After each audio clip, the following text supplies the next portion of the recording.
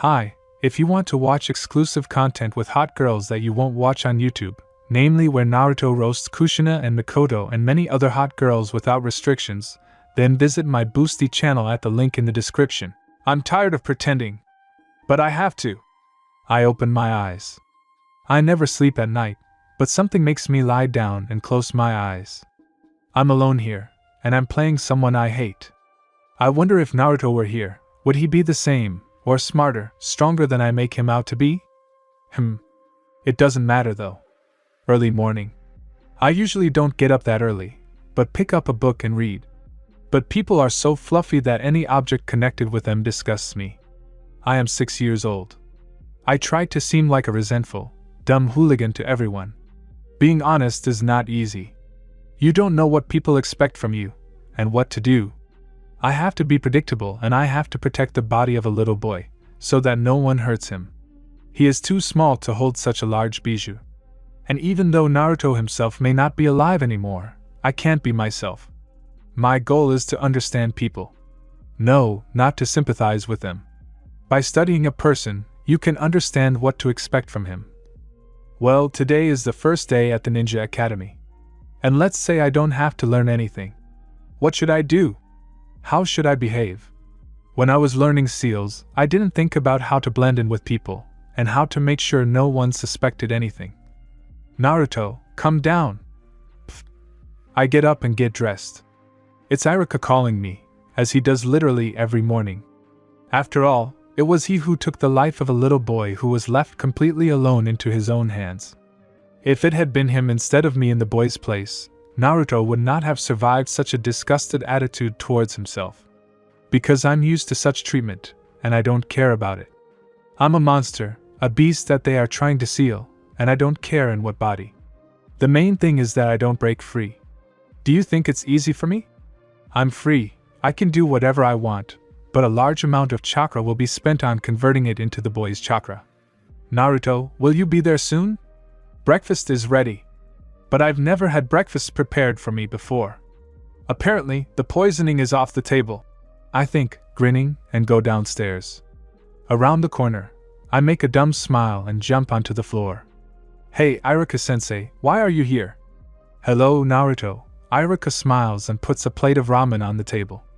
I instantly find myself at the table, and half of the portion flies into my mouth. To be honest, ramen is the only thing I like about this village, and about human food in general. Ahem. The plate is already empty, and Iruka looks at me in surprise as if he saw a ghost. I have never been reserved when eating ramen. After all, every person, as far as I know, has a weakness in something. Still have some? I asked in a slightly rough voice, and smiled stupidly again. It was getting boring, although this was the first year I tried to act like an idiot so often. It's over. You ate everything. Iruka waved his hand and looked at the clock hanging on the wall. It seems like we're late. Why don't you go and dress more decently? I'm already dressed decently. This is really annoying. I just hate picking out clothes, and especially when they paw at me, trying to check how these damn things fit me. In general, as I said, people are stupid creatures who think they are special, but at the same time the most normal on the entire planet. Indecent. You're wearing ragged pants and a dirty t-shirt. Iruka grinned and taking my plate, headed to the sink. Big deal. As if everyone else would be dressed specially. Naruto, I told you, go change your clothes. Sometimes I want to attack Iruka and kill him. Just kill him. He thinks he's Naruto's father, even though he's not. I don't feel bad for Naruto, because I don't care about that guy. I feel sorry for some idiot trying to act like he's responsible. But I can't disobey him. I have to pretend, and I'm not too happy about it. Hey Sakura, what is he doing here? I don't know. Ino, what difference does it make to you? What? The bijou itself is sealed inside it. Do you know what will happen if you release it? Shut up. You're just getting in the way of listening, a cold voice. But for some reason, all the girls melt from it. Even the chosen one, for whom I'm supposed to pine, looks at Uchiha with admiration. As far as I know, they have big problems in their clan now, and his brother, Itachi, really doesn't want to play with Uchiha Jr., haha. Sasuke-kun. Sakura pushes me, trying to get to the Uchiha. I take a step back and fall. Some woman, holding her daughter's hand, laughs maliciously, saying, "Serves him right. I don't understand them at all, these people. No, I don't care about them, but I'm so interested to know why they think Naruto is an inhuman creature. Of course, that's true, but in their understanding it's something completely different." "Sakura-chan, you look good." When Sakura almost throws herself at Sasuke's neck, I intervene and immediately pull Sakura away, pretending to be terribly jealous. Although, I'm only 6 years old, right? Then why am I trying so hard to show that I like Sakura? "Get lost, Baka," Ino says defiantly and sticks her tongue out at me. Then she too throws herself at Sasuke, which makes him, poor thing, completely confused. He doesn't even understand what they like about him. Well, I, of course, can guess. Appearance is just an empty shell, shouldn't Naruto, and I know that. "You can go to your classes. Today you will be introduced to the basics of concentration." "Ha, what kind of concentration is this?" The children say goodbye to their parents, but in this chaos, only two people, me and Sasuke, stand frozen. I glance at him, and he looks back. From this moment on, we are both enemies. I hate the Uchiha, and have always hated them. As far as I know, some of them could control the power of the Biju with their Sharingan, so I can assume that they are very dangerous for me. "Why are you standing there alone?" Sasuke asks, not moving from his spot. He doesn't look at Naruto, although he is addressing me specifically. "Don't you know?" I want to throw back at him, but I can't. Because Naruto himself doesn't know why he is so despised. "Because I don't want to be a burden to anyone," I respond, although I understand that I didn't answer quite as I should have. After waiting for an answer, Uchiha seems to forget about my existence. Contempt. The only human feeling that I consider a work of art.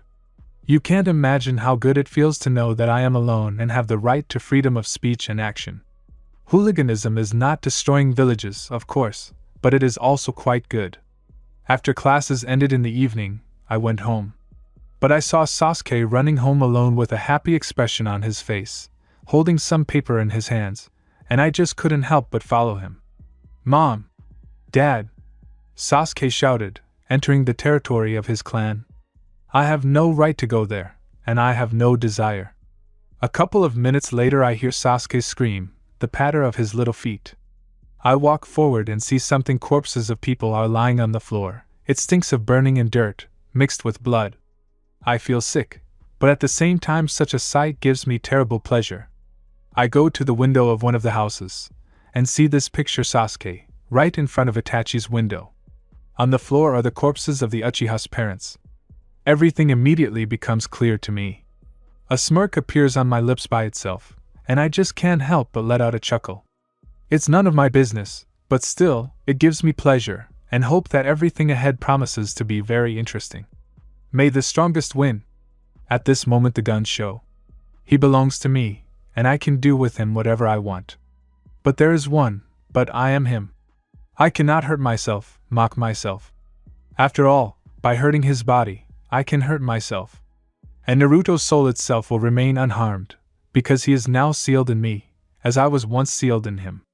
I want to smash, destroy, kill. This often happens to a creature when it is free, but it is not given the right to act. I want blood. Thinking to myself, and lying on the bed, I swallow and close my eyes. Damn. Just calm down.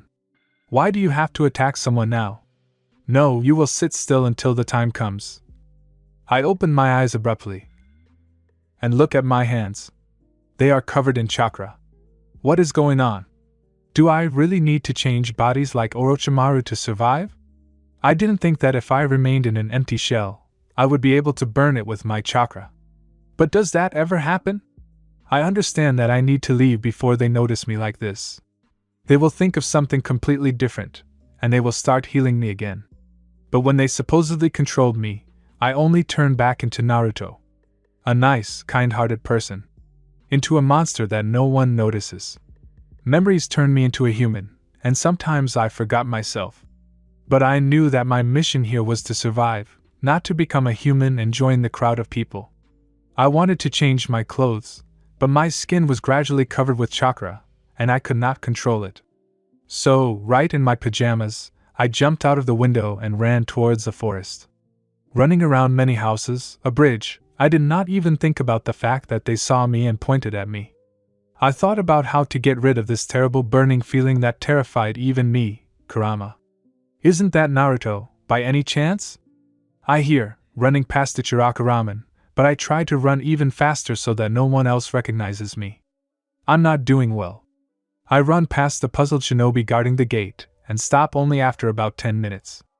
The chakra has already managed to absorb my legs, arms, and gradually it spreads to my face. The burning pain covers my entire body, and it doesn't seem as beautiful to me as it seemed before. After all, now my entire body is burning, not just inside. Everything hurts. It hurts terribly. I bite my lips until they bleed, lean against a tree, and bite my hand to somehow get rid of this pain. But it doesn't help. My chakra is no longer under my control, and I can't do anything about it. But I know what to do. I want to destroy. I want to kill. I want blood. I didn't think my head could hurt that much. What happened yesterday? I lay down on the bed, and it seems like my own chakra absorbed me. But how? I wake up in the bushes. Every movement brings me pain, but I have already gotten used to it.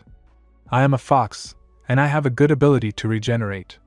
But why then do my legs, arms, shoulders, and neck hurt so much? I feel broken like never before. Tired. But there is no trace left of the thirst that I had yesterday. I come out of the foliage and smell that familiar smell that I have not smelled for a long time. On the black, cold ground lie two people, a man and a woman. In the middle, a child. Moreover, the adults are dead, and the child is crying pitifully. He sees me and cries even louder. I carefully approach his parents, stepping over a pool of blood that has formed near the woman, and turn over the corpses. I carefully examine them and grin. No one could kill people so professionally, only me. But when did I have time? The animal nature worked. Lots of cuts left by claws, scratched eyes, lots of blood. This was my favorite thing to watch. So, I didn't pay any attention to the little child who was right in the blood of his parents. Now he looked a bit like Naruto, but fortunately for him, he wouldn't have the same fate. Maybe he'd be sent to an orphanage, or maybe it would be better to just not leave him alive. Smiling at my thought, I leaned towards the child and concentrated a small amount of chakra in my hand. Do you think this is cruel? Only for a human. I know what I'm capable of, and I'm not human enough to be humane. I smirk as I watch the baby's face distort from hurt, or from feelings I will never understand. But as soon as I raise my hand, I hear footsteps behind me. Far away, but they are getting closer. And I can't stay here, because there are such shinobi in these forests that they can identify any sounds. I stand up, and my hand falls into a pool of blood. The steps are getting closer and closer, and so I just wipe my hand on my clothes, and run as fast as I can towards the village. I hear a desperate, terrible, female scream, and I grin devilishly. I bring my hand to my face, and look at the remains of blood. Red. My favorite color. I enter the village and look around. The streets of the village are full of people, and everyone is in a hurry, busy with something. I calmly walk past the shops, not paying attention to anyone, hoping that I will calmly reach home. But I hear Sakura's voice and suddenly stop. I immediately pretend to be a stupid 13-year-old boy and wave my hand at her. Hello, Sakura-chan. Naruto. Sakura immediately appeared next to me and slapped me. Damn, where have you been? Oi. Naruto, are you okay? Are you bleeding? She sees blood on my pajamas, although she doesn't notice what I'm wearing. At first I think about how to react, and then I laugh that there are relics. Oh, Sakura-chan, it's not what you think. I was helping an old lady kill a pig, and here's a little blood that got on her. I see. Kakashi-sensei is calling us, he says it's important. Sakura grabs my hand and drags me, it's not clear where. Her touch makes me feel sick. Disgusted. Any human touch disgusts me, and I want to take my hand away right now, or better yet, kill this Sakura. To be honest, I didn't like her from the very beginning, but my intuition told me that this was the girl the real Naruto would fall in love with. I saw other looks behind me, but no one was as perfect as Haruno Sakura. Sakura-chan, let go, it hurts. I smile stupidly. It doesn't really hurt at all, and I know where to go. That Kakashi again. He irritates me, but I have to. No, I'm forced to call him sensei, even though he can't teach me anything anymore. I hate people. We stop at the doors to the academy, and I think about why I was dragged here. But Sakura is not going to go inside. She stops right next to the doors, and leans on one of them. Well? Are you going to stand there like a statue? She asks, raising one eyebrow. What? Should I kiss you? This is a little out of character, but I still smile and pretend that I said something smart and brilliant. Idiot, Sakura mutters. Oddly, she's more reserved today than usual. Morning. I hear an icy voice behind me, and I grin nastily in my soul. Of course, morning. After all, you will never have any. Good. Mornings again, Uchiha. Sakura looked at him with admiration, and I pretended to be jealous. Everything is as usual, which is terribly annoying. An hour passes, and only then does Kakashi return. His face, as usual, is covered with a mask, and he does not smile, does not apologize for being late. Apparently, he already knows what I did to that family. Of course, he does not know only one detail: who the killer is. Sakura, Sasuke, Naruto. Our mission today is cancelled. What? Why? The girl is surprised and immediately blushes. So we waited for you for so long in vain? That's why I come late. Sasuke noted in his usual tone, and I bared my teeth at him. You're such a smart ass. I clench my hands into fists. In fact, I'm ready to kill this Uchiha right now, but I don't have the right to do so. We found 2 corpses in the forest. According to our information, this is a family of refugees from another village, but no bandages were found. Apparently, they were ordinary residents of one of the villages, and we cannot yet establish their identities with certainty. There is no connection with other villages. There was also a baby there, and now he is in the hospital, under the supervision of nurses. What exactly happened to them? They were strangled, and then their bodies were mutilated for a long time. It's strange that the child was not touched, but good. What a horror! Sakura covers her mouth with her hand. I frown, trying hard to suppress a smile. Finally, they noticed me. They noticed the true Kurama. And although I can't destroy villages, I can kill. At night, quietly, when no one sees. For my own benefit, to quench my thirst, to splash out my hatred. You rest for now, but remember this matter does not concern you. Do not dare to go beyond the village, and sit quietly. Who will listen to you, Kakashi? Everyone knows what kind of books you read. Everyone knows what you really are, but you pretend to be something completely different. I hate you. I hate all of you, because it is you who prevent me from becoming the true Kurama. But it is okay. Soon, very soon, everything will change.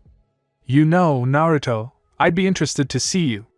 I wonder more and more what you would have been like if you'd survived, if you'd been able to resist me. But no. You turned out to be a weakling. However, all of you humans are weaklings, and I don't blame you for that. That's what allows me to control you like puppets. You're afraid of me, trying to save yourselves from my destructive power, but you're failing, and that only plays into my hands. Do you think you'll be lucky tomorrow? Don't give your hopes up. Kakashi took on the murder case, which I was very pleased about. Let's see who wins. Copy Ninja or Millennium Fox? I think the outcome is already clear.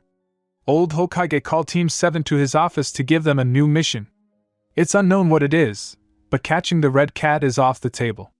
I'm tired of chasing after animals. As if they even represent anything to people. They are thrown away, killed. What don't they do with them? I never understood what pets are for, and I often imagine myself as one of them. No one wants you, it's cold outside, no one feeds you. How good it is that no one bothers you, and you moan pitifully, but no one hears you, and no one needs you. A wonderful feeling. I love watching such scenes, but as the one playing Naruto, I have to pretend that I love cats and dogs, and I want to drag almost every stray into my house. Anyway, guys, you have a new assignment. Go to the crime scene and check the tracks. What? Is this our job? We're only 13 years old. Sakura raised an eyebrow in confusion, and Sasuke remained standing with the same expression on his face as before. It was annoying. This is important. Hiruzen lit a cigarette and blew a smoke ring in our direction. So what? Are you still here? I said, go to the crime scene and look for clues, traces, and everything you can find. Come on. Run! Apparently, he was busy with something of his own, but he had to delegate the work to someone. He's annoying. He's irritating. He's killing me with his impudence. Uchiha in charge, the Hokage said as soon as we approached the doors. What? Why Sasuke? I was ready to explode with indignation and smash everything to smithereens. It was me, not the mask I lived under. I was irritated that my image of Naruto interested no one, that even his aspiration did not attract any attention, and the supposedly gifted Sasuke could do everything. This boy does not yet know who he is dealing with. But as soon as we leave the village, I promise that I will kill him, even if Sakura sees it. Naruto, don't be stupid. Sasuke is the strongest of us. Sakura again prepared her fist for a blow, but this time I deftly dodged. Oh, screw it, I didn't agree to that. I muttered and went out first, pushing Sasuke aside. He just smirked, and that infuriated me even more. I'll destroy him. These thoughts had been swirling around in my head for a long time, but I still couldn't turn them into reality. Naruto, get ready. We'll meet at the gate. According to my calculations, it'll take at least an hour to get there. And it'll probably take a long time to search, so bring some food with you. Just don't make it spoiled milk, okay? Sakura always talks to me like I'm a dumb idiot. No, she's the leader of the dumb ones. I can feel her chakra perfectly well. I know about her split personality, but I pretend to be in love with her, although if I were human, I wouldn't even look in her direction. I went home, got a big backpack and stuffed it with as much junk as I could to make myself look like an even bigger idiot. The secret to my role? I try to look dumb but strong. As the saying goes, if you have strength, you don't need brains. But I'm not even good at that. I came last as usual. Sasuke was light, Sakura was literally hanging on his neck, and he didn't mind. I think I felt jealousy, although I didn't need this Sakura. Well, let's get going. I shouted cheerfully at the top of my lungs and was the first to run forward so as not to see Uchiha's face, or at least to see it behind me. Hey Naruto, wait! Sakura shouted and ran ahead last. She didn't run that fast, to be honest, but sometimes we deliberately didn't run at full speed so that she could catch up with us. Otherwise, the poor thing would start crying because she couldn't do anything. But this wasn't the case, and I ran as fast as I could, not thinking about anything. Naruto, wait. Why should I wait? You never waited, never tried to understand. Why should I wait for you now? So that you can overtake me and not let me win this race? No. I will never stop, especially since I have completely different plans, and you and I have completely different roads. A little less than an hour later, we arrived at the place.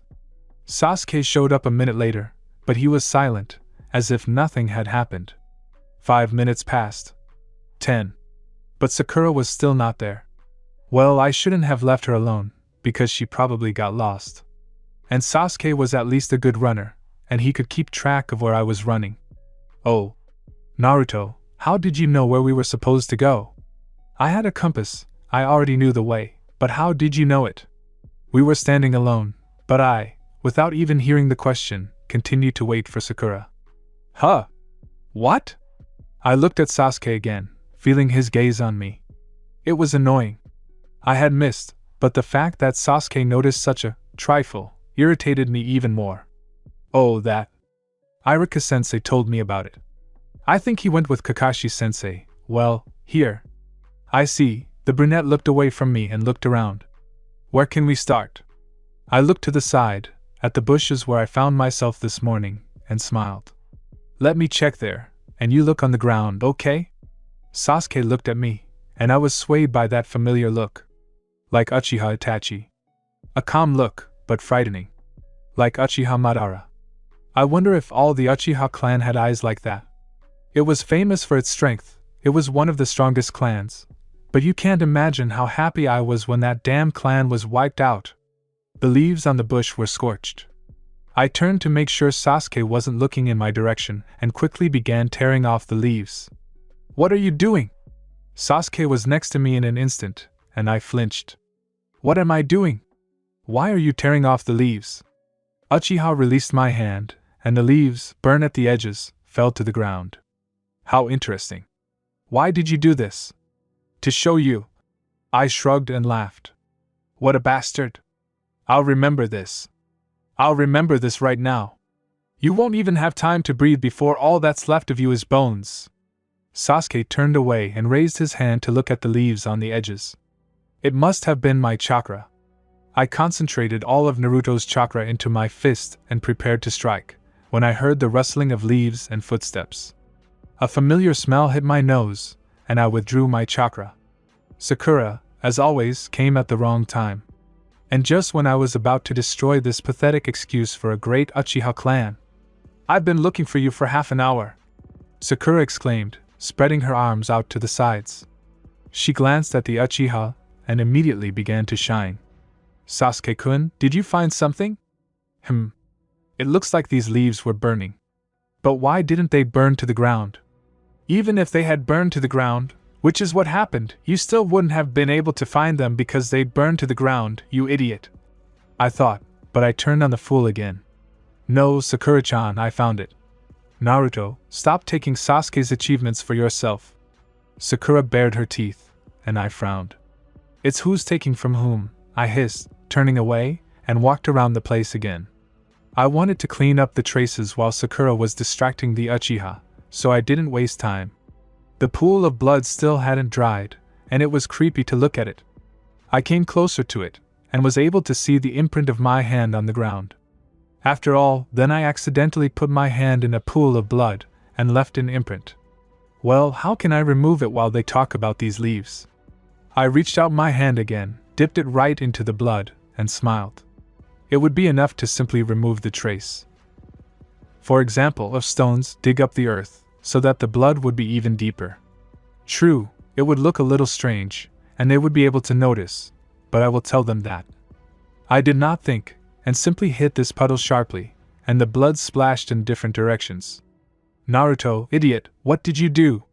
Sakura, tearing herself away from the interesting sight, ran up to me, but instead of a pool of blood, she found only the imprint of my fist on the dirty ground, and splattered blood. You're an idiot. I don't understand how you became a ninja, you immature thing." Sakura started yelling, trying to hit me. At first I deftly dodged, but then she started hitting me more and more often. "Enough." As soon as Uchiha said this, Sakura immediately stopped. "But Sasuke-kun, we don't have time." "Naruto, is that all you found?" Sasuke picked up a scorched branch of leaves and I nodded. "Then let's go." Sasuke jumped onto a tree. Sakura gave me a furious look and followed him. When they were already far away, I screamed and punched the ground with all my fury. I hate him. And I'm terribly jealous, no wonder. How did this weakling become so strong, and now everyone thinks that his innate strength can cope with the tenacity of Uzumaki Naruto? I will not leave things like this. I will fix everything, and everyone will worship me as the hero of Konoha. And I don't care how I achieve this. You disgust me, Uchiha. You leave your village just to take revenge on your brother for your clan. You are too weak, as it turns out. You are subject only to your pathetic emotions. Despite these thoughts in my head, I promised Sakura to bring Sasuke back to the village. Of course, I didn't plan to do that. Uchiha always ruined my plans, and now such a good chance came up. The case of the murder of the newlyweds family was quickly forgotten, and I trained more so that my chakra could not take hold of me again. Everything in the city became as quiet as possible. The news quickly spread throughout the village that the young shinobi had left the village with the missing nin. The way people spoke of him gave me pleasure. Everyone used to admire him, but now everything has changed so much that I had reason to think that I would soon become one of the famous shinobi of Konoha. "Naruto, we'll be heading out soon." Sakura knocked on my door while I was putting on my shirt and thinking about what I had to do. "I'm coming, Sakura-chan." I yelled like a lunatic and opened the door, accidentally hitting Sakura on the forehead. She was standing with her ear pressed to the door, trying to eavesdrop on something. What does this mean? Well, I thought that. What did you think? I put on my sandals and looked at her again. She looked like a scared mouse. After Sasuke left, she only chattered about him, as if he was her life, completely and utterly. Such a reverent attitude towards a traitor irritated me. Yes, it shouldn't concern me, I'm a fox. But I still can't understand why people are sometimes so stupid. Listen, Sakura, we're going on a mission. Better get away from the doors and don't get underfoot. We'll save your Sasuke. Mine? But he's important to you too, you said so yourself. Sakura stamped her foot, and I raised my head. Smiling slightly, I whispered. I lied. I'm lying. All I know is lying. I've been lying this Naruto's whole life, all 13 years, and no one will ever know. Isn't that wonderful? Sakura leaves, leaving me alone. Finally, I can focus on my own thoughts. I must behave with restraint, not to push things. I must strive for Sasuke, but at the same time not let him near Konoha, because if he returns, he can ruin everything. It will be easy to do. If necessary, I can pretend to be a weakling, a non-ninja, a scared boy. I have successfully played these roles to this day, so why not continue? I go down, look at the floor, still thinking about the upcoming mission. Behavior requires good preparation, moral, physical. I walk past the crowded streets without looking back at anyone. I hear Konohamaru scream behind me, but I continue walking with a thoughtful look, trying not to hear him. This guy irritates me, but he complements the picture of my thick-headed character well. Konohamaru hangs on me and shouts something right into my ear, but I don't listen to him. I'm more immersed in my thoughts. When the body is completely given to you, you can go in and out of reality. And when it seems like Naruto is calling for help from Kurama, it will be just an illusion. I am Naruto, and Kurama in a cage is just an illusion that is not that difficult to create. This is in case someone wants to penetrate Naruto's brain. I continue walking, and Konohamaru, noticing that I don't see him, jumps off me and snorts indignantly. Go away.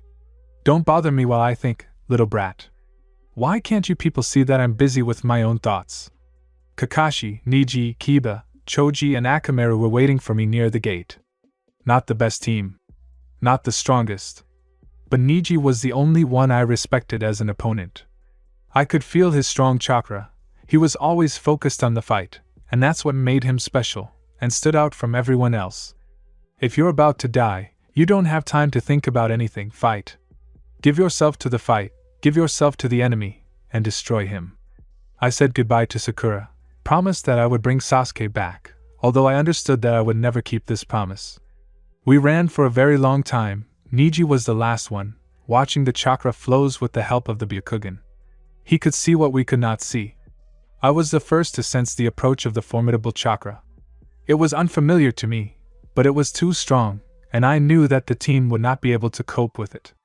And even more so, I can't just up and transform into the fox. Jirobo. This big muscle man's name was Jirobo. He looked about 30, although his voice told us he wasn't much older than us. The fat guy decided to fight him so that this man wouldn't waste our extra time. That's what I assumed.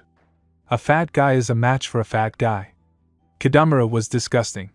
You could feel his animal side. His voice was low and even nasty. I wanted to pin this guy against the wall, but I couldn't. I promised myself to hold on. After all, there was a battle ahead of me, and then I would be able to let loose. Whether or not to kill Sasuke I'll decide later. First, I needed to run after them and not lose sight of them. Neji took on this boastful spider, and our team moved on. A little later, Kiba and Akamaru left us. I was getting more and more irritated that they considered themselves such heroes, but I just wished them luck and followed the others. We'll win when I let Sasuke go. What people will do to win. Kimimaro controlled his bones, and this spectacle, to be honest, truly fascinated me. He mutilated himself before my eyes, but he was so strong. So, I decided not to hesitate, and just tear him to pieces. The barrel was behind him, and I was not going to approach it. I only pretended to want to approach, but Kimimaro blocked my way, and I bared my teeth. Do you think you're cool? Kimimaro tilts his head slightly to the side, his expression not changing. This irritates me, I take out a kunai and charge it with my chakra. Take it! I run at him and cut off one of the bones on his elbow. He is not surprised, but steps back. A new bone grows in place of the old one. It won't work. Kimimaro smirks. I create 1,000 clones, and they all rush at him, but the sword he pulled out straight from his shoulder cuts all my clones into pieces. I hear someone moving in the barrel and prepare myself for the worst. This was not my plan. As soon as I am distracted, Kimimaro immediately attacks me, aiming a sharp bone at my face, but I barely dodge and get away with only a scratch. Hey you! I hear Rock Lee's voice. Just right. And where did they all disappear to? I don't understand. The barrel breaks. I take a few steps away from Kimimaro. Sasuke stands with his back to me, his head down. This tough guy pose, Uchiha, has always irritated me. But when you do it, it's even more disgusting. No, I promise I'll destroy you today. Sasuke, come home. I scream, even though I know his answer. Well, screw it. His home is a coffin in the ground. And I'll bring him home in pieces. He just smirks and rushes forward. I run after him, and I don't give a damn about this Kimimaro anymore. I don't give a damn about the thick-browed one and everyone else. Right now I have only one goal. Dear reader, this is where all the fuss begins, a complete departure from the canon. So if you expected this to be a complete copy of the canon, but with the fox, then I'm afraid your brain may explode after reading this part. Get ready to plunge into a world where the fox is cunning, cruel and merciless, but at the same time, he does not change his goals. He can reveal his secret to many, without saying anything. He can kill, but does not kill, realizing that all his plans can collapse in an instant. But unfortunately, he does not know people. And therefore, many situations may be beyond his control. Sorry for cramming this intro in here. But just to warn you, canon events will be completely changed. We reached the Valley of the End. I had heard a lot about this place, but I had never been there. It was a high waterfall, and if a person fell down from the statue, they were already dead. But the shinobi were not afraid of this place. It was here that the battle between Uchiha Madara and Senju took place, and it was here that I would fight Uchiha Sasuke. I did not yet know how the battle would end, and whether I should destroy the Uchiha. After all, if I killed him, I would have to find a new target to hide my true self behind the mask of Uzumaki Naruto. I stood on the Senju statue, Sasuke on the Madara statue. I called out to him, but he ran forward, ignoring my request. I prepared myself for battle. I could wear him down properly, and then pretend that I was weak. And why not? I didn't need a damn thing in the Uchiha village, but here, far from home, I could really torment him. I jumped onto the second statue and ran after him. Stop, Sasuke! I shouted, and Sasuke stopped. I stopped after him, and wiped the sweat from my face. Why did he stop? He could have kept running, and I would have pretended to be exhausted. Although, then it wouldn't be the real Naruto. After all, my character won't give up because of such nonsense. Sasuke, why did you become like this? There is no place for me in Konoha. Uchiha grins nastily, part of his face covered with the Juin seal. I won't be able to become strong there. And I won't be able to take revenge on Uchiha Itachi for what he did. Idiot. I thought then, and bared my teeth. Do you think you're so cool, Uchiha? I changed my stupid voice of a naive boy to a more serious, male one, and thereby surprised Uchiha. He seriously thought that I would beg him to come back. He won't wait. I run up to him and sharply punch him in the face, trying to cause Uchiha as much pain as possible. He falls to the ground, and leaning his elbows on the ground, raises the upper part of his body. He looks at me with a serious expression on his face, and waits for my actions. Do you think you'll achieve your goals once Orochimaru takes over your body? Believe me, I've heard a lot about him. It was me who said this, not Naruto, getting closer to Sasuke with every step. And the Uchiha apparently thought that something was wrong here. What's wrong? Our little Sasuke is surprised, huh? I feel the chakra gradually covering my body. No, it shouldn't be like this. I gave in too quickly and let the chakra leak out. If this continues, I will destroy Sasuke just like I did that family a couple of months ago. But no, it can't be like this. But the thirst is stronger than I think. Come on, Sasuke. Show me what a little genius like you can do. I clench my hands into fists. Chakra burns my body again. But I mustn't show that I'm in pain. Sasuke doesn't show his feelings, although I can see how surprised he is, and I like it. I shouldn't lose my head, no. Uchiha stands up and uses the Phoenix Hermit fire technique. He opens his mouth and fireballs fly at me. I dodge them deftly or deflect them with my hand using my chakra. The chakra covering my body both protects me and hurts me. This is all? Sasuke stretches his lips into a smile and creates a Chidori. I have never encountered this technique before. I don't know how to dodge it, although I have heard a lot. I saw Uchiha use this technique against Gaara during the Chunin exam. Before I can even think about it, Uchiha hits me in the stomach with a Chidori. I feel a strong blow, but I don't feel pain. It pierces me like thousands of needles, but not as much as it could have been if not for my chakra. I take a step back, but Uchiha doesn't let me go. He grabs me by the throat and lifts me into the air.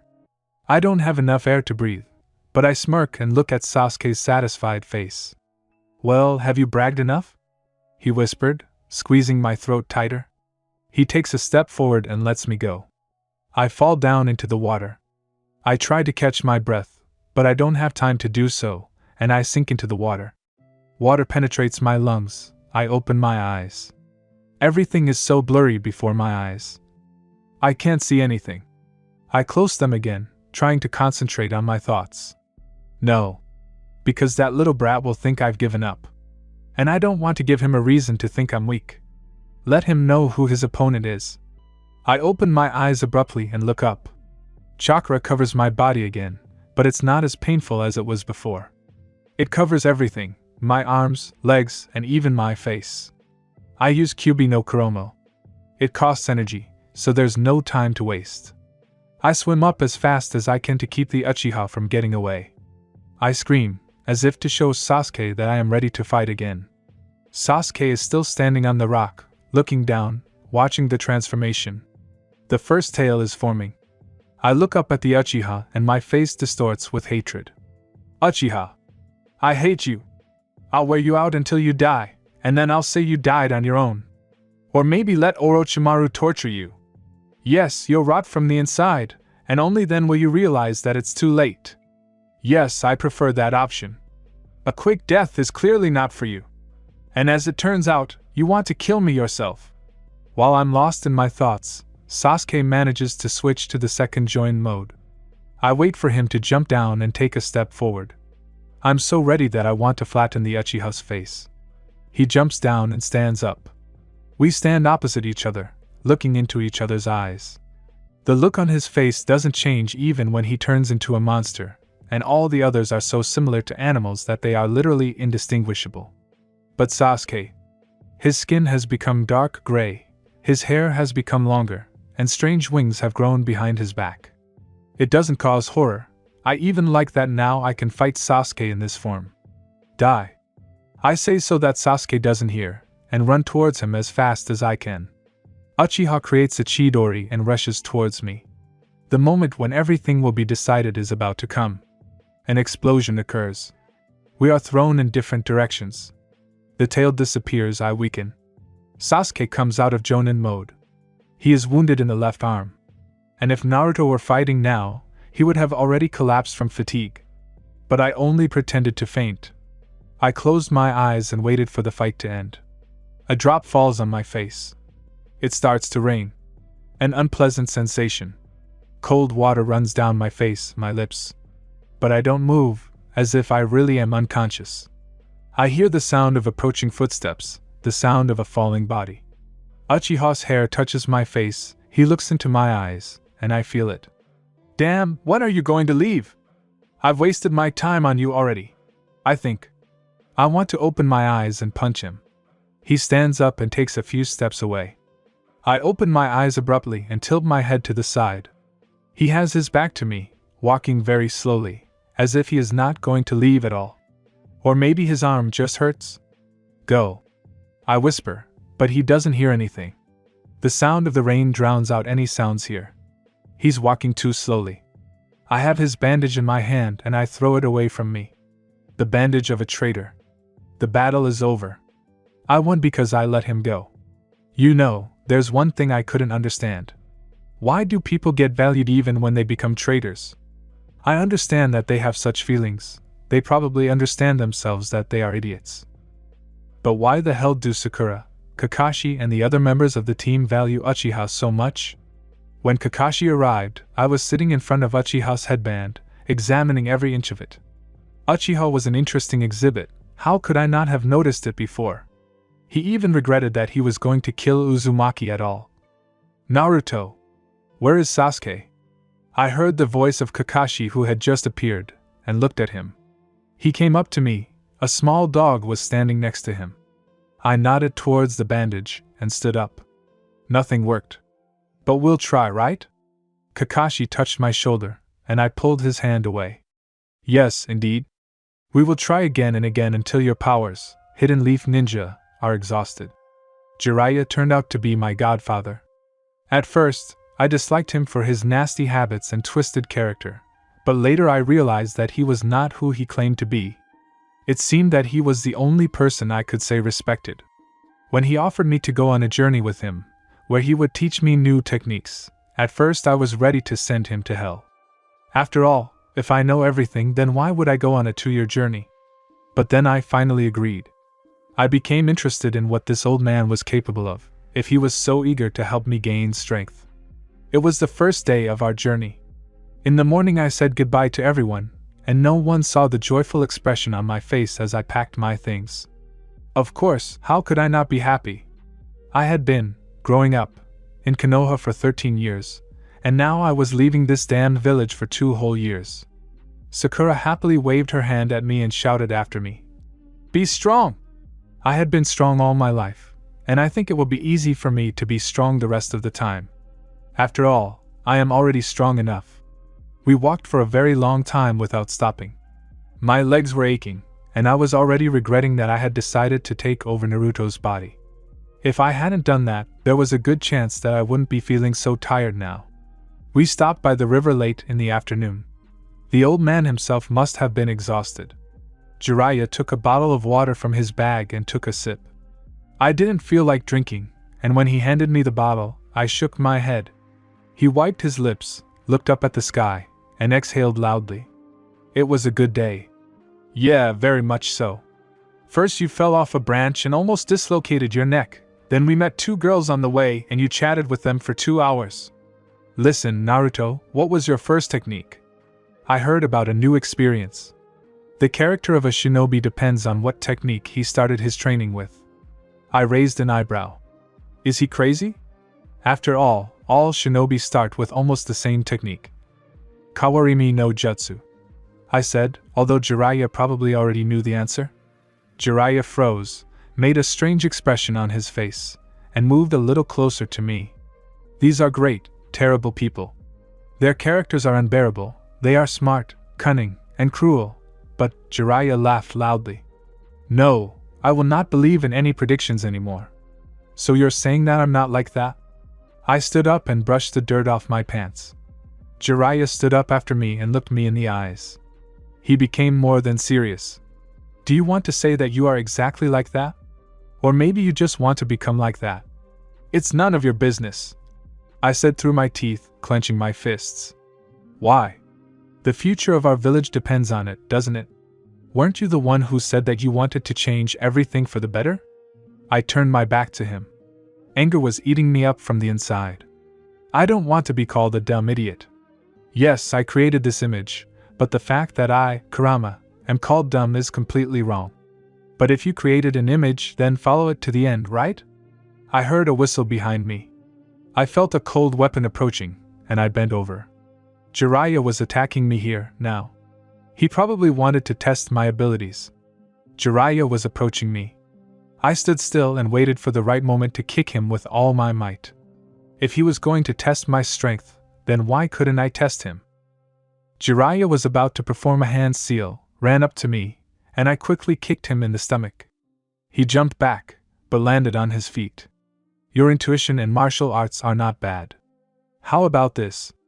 Jiraiya gets up from the ground and makes seals. Katon ended. Fire technique? How much does this old man know? Maybe he can also control all the elements. I frowned. And when a large stream of fire flew at me, I simply jumped to the side. But it hit me, and I felt the skin on my shoulder begin to burn. I got burned. Fucking teacher. I decide to defeat the teacher at any cost, and create a clone. He becomes my substitute, and I run away. While the smoke clears, I manage to hide. I am going to use Kage Shuriken no Jutsu. The technique looks ordinary, but I decided to charge one kunai with my chakra, the one that will fly straight to Jiraiya. Of course, I can assume that Jiraiya will quickly understand what kind of technique this is, but I still do not lose hope for my victory. There you are. Jiraiya runs at my clone and sharply thrusts a kunai into his shoulder. My clone disappears. I'm sitting in a tree. The one where Jiraiya is unlikely to look. I knew it, Jiraiya muttered. But as soon as I formed the seals and sent my kunai flying, Jiraiya turned towards me and sharply dodged the first, uncharged kunai. But he was saved from the second one thanks to a miracle. He tripped over a stone. Our battle lasted a long time. But Jiraiya got exhausted much faster. And although my muscles ached, my chakra hardly changed, because I had a lot of it.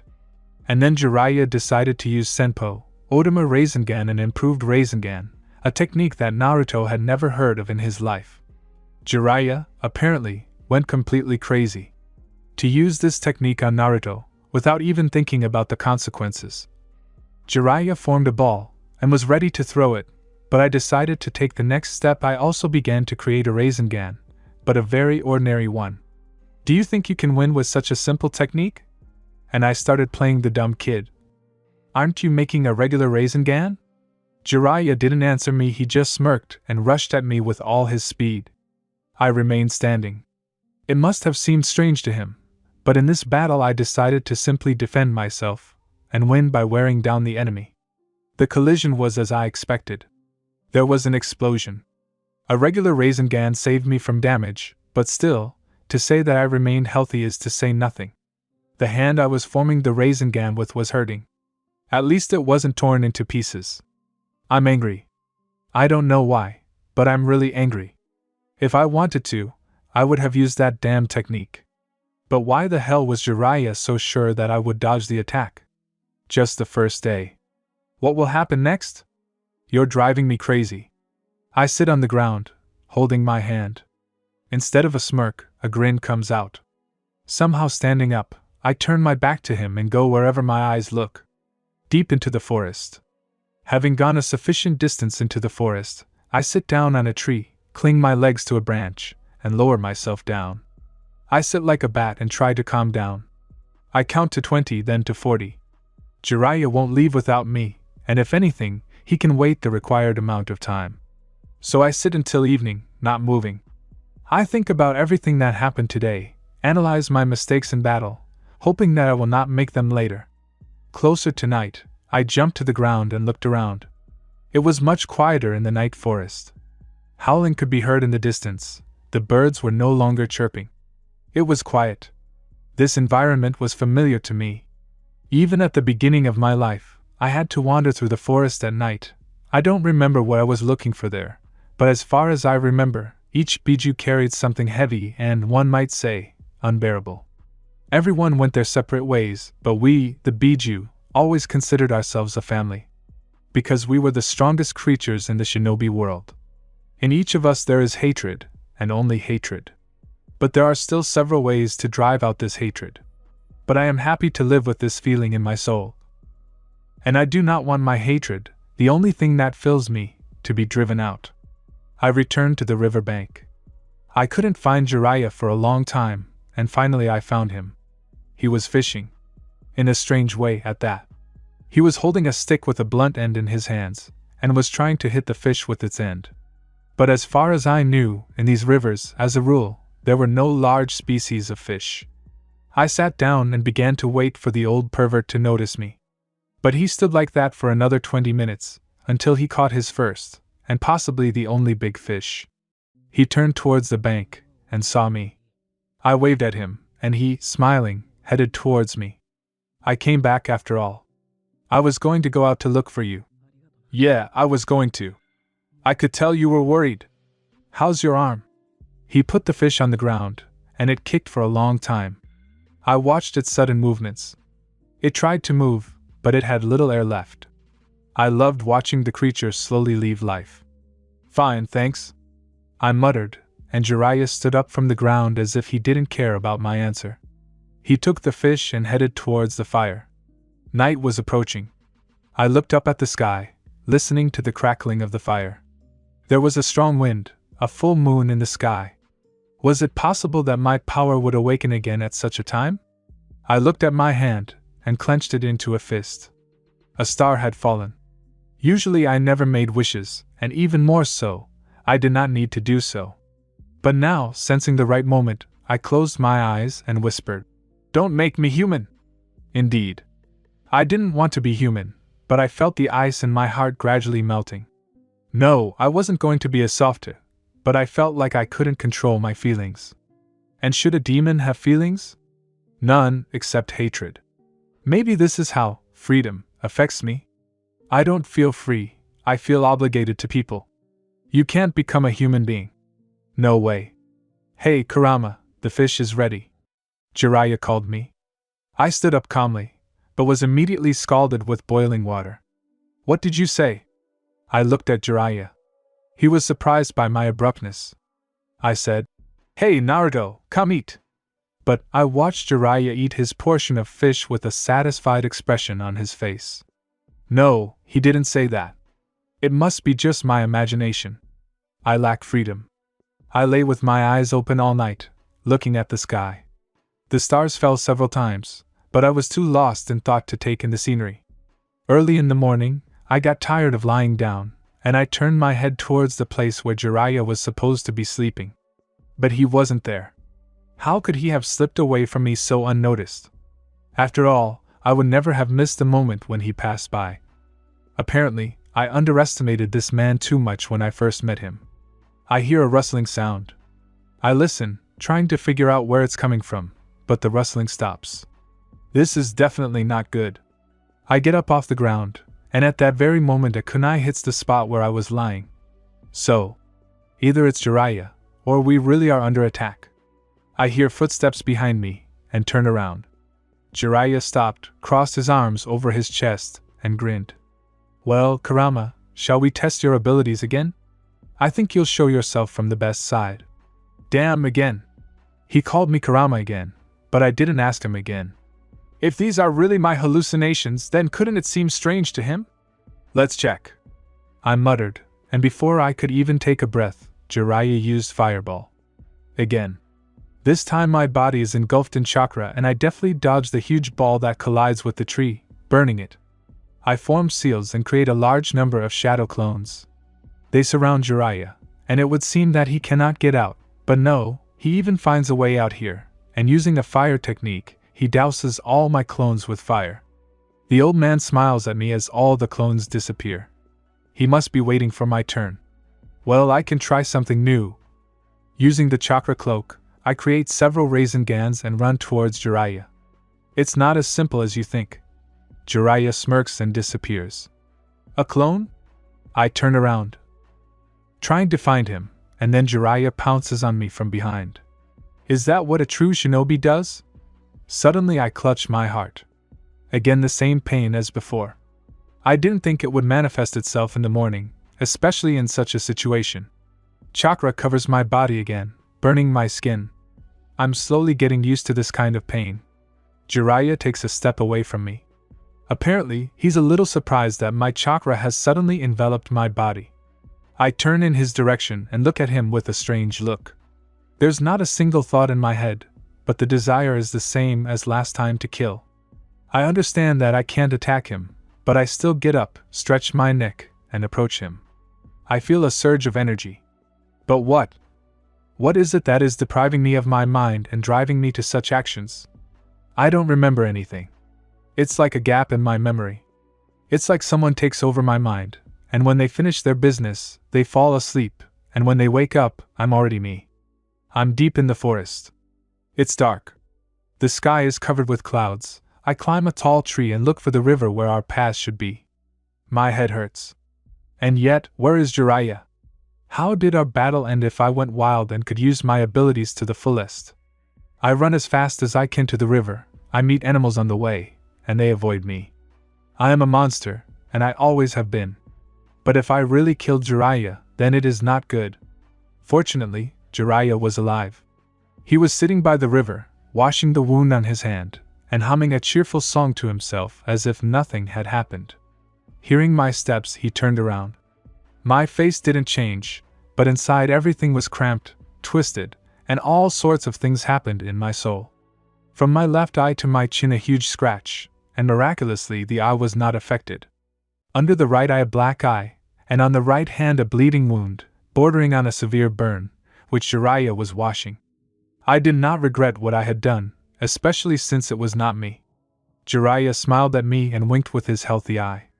Although, how healthy is he? I didn't think you were that strong, Naruto. Did he think I couldn't defeat him? And by the way, where did my hallucinations go? I slowly approached him and extended the wound to his burns. It's no. If I ask, is it me? He'll definitely suspect something. Sorry, I overdid it. I've had wounds worse than this. Jiraiya grinned, although I was sure he thought something completely different. Let's talk. We are already talking. I frowned and moved away from him a little. No, that's not what I mean.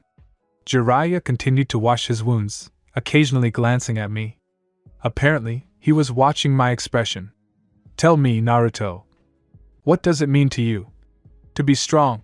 I thought for a moment. Firstly, I was wondering why he started talking about this. Secondly, I was wondering how Naruto would answer. To be able to protect friends, I guess. And to defend yourself in general. To be well versed in combat. That is if it concerns shinobi, and to be strong inside to have patience. I didn't understand this, and so I said the first thing that came to my mind. Do you think so? In my opinion, when you have power, you can betray your friends, and you will only defend yourself. This is the opinion that, oddly enough, is closer to me. I think. Perhaps. But when you are alone, you have freedom, and in fact the power, thanks to which you can be free. Jiraiya smiled at my strange thought and returned to his business. Actually, why did he need to find out about this from me? It's easy to be a monster, Jiraiya said, carefully wiping the blood from his skin. But not everyone is destined to become a human. Perhaps he is right. Even a person sometimes develops animal instincts. Is he still a person after that? And what is he getting at anyway? Sorry. I need to step away. The old man seemed not to hear me. I saw his face wince. It was clear that he was in pain, and the scratches stung. But they were his fault, weren't they? Was it possible that if Jiraiya hadn't attacked this morning, none of this would have happened? I sat down near the extinguished fire and reached into my bag to get a bottle of water from there. But I felt something else in my bag. But it seems that I took nothing except kunai, a bottle of water and a packet of noodles. And it was a small, round, hard object that fit in the palm of my hand. No, it didn't seem to be a medallion. I take it out and examine it. A regular watch. Only the hand seems to be going the other way. Very strange. Who could have put it here? I examined this watch. Smooth surface, perfect workmanship. We were told that we are immortal. And we always believed. Maybe it is so. But looking at this watch, for some reason I thought that nothing lasts forever, and even I will grow old someday. But apparently my thoughts have become too human. I need to think more about how to become stronger, and not about how long I will live. Because I know for sure that I will live so long that I will get tired of everything. I hear footsteps approaching and clutch my watch in my fist. I don't know what it is, but it definitely couldn't have gotten to me. Just like that. Jiraiya sat down opposite me and also took a bottle out of his bag. He shook it, and it turned out that he had already drunk all the water. By the way, it was strange that it was water and not sake. I took a couple of sips and handed the bottle to Jiraiya. Thank you. When you spoke of monsters, why did you say that? I didn't even hear his gratitude. I was really interested in his answer.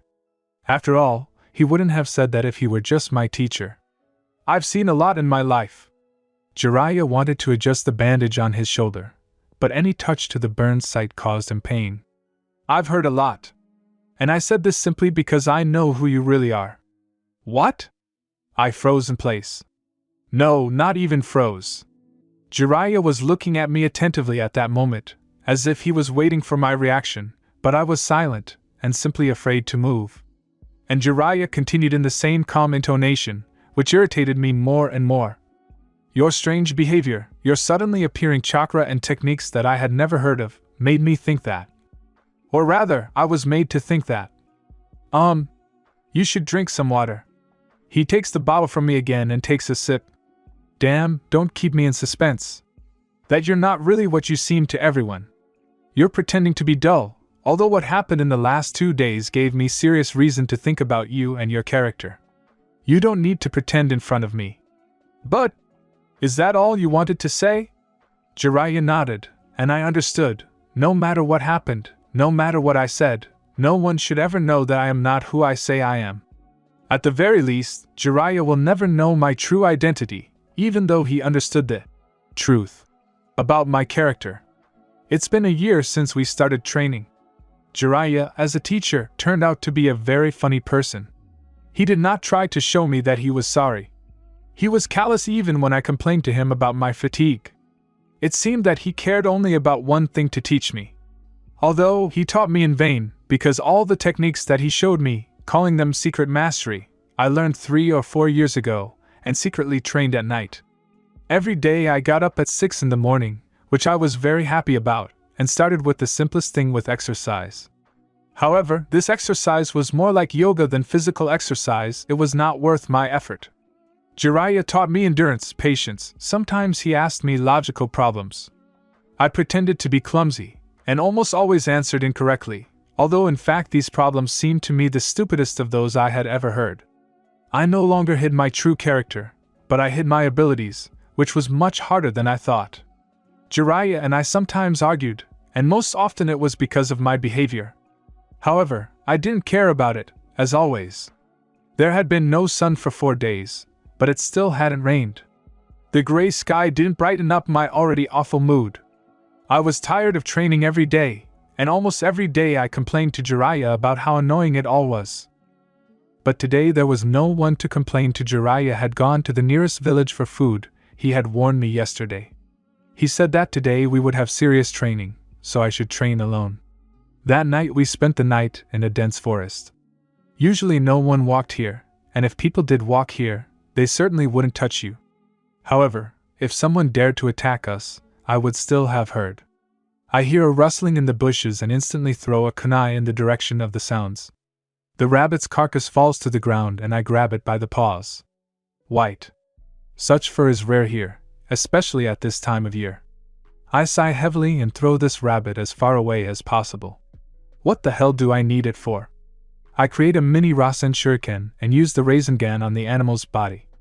I draw a cross on its body, and at that very moment I remember the watch I found in my bag. How could I forget about it? It was just lying there all this time, and no one touched it.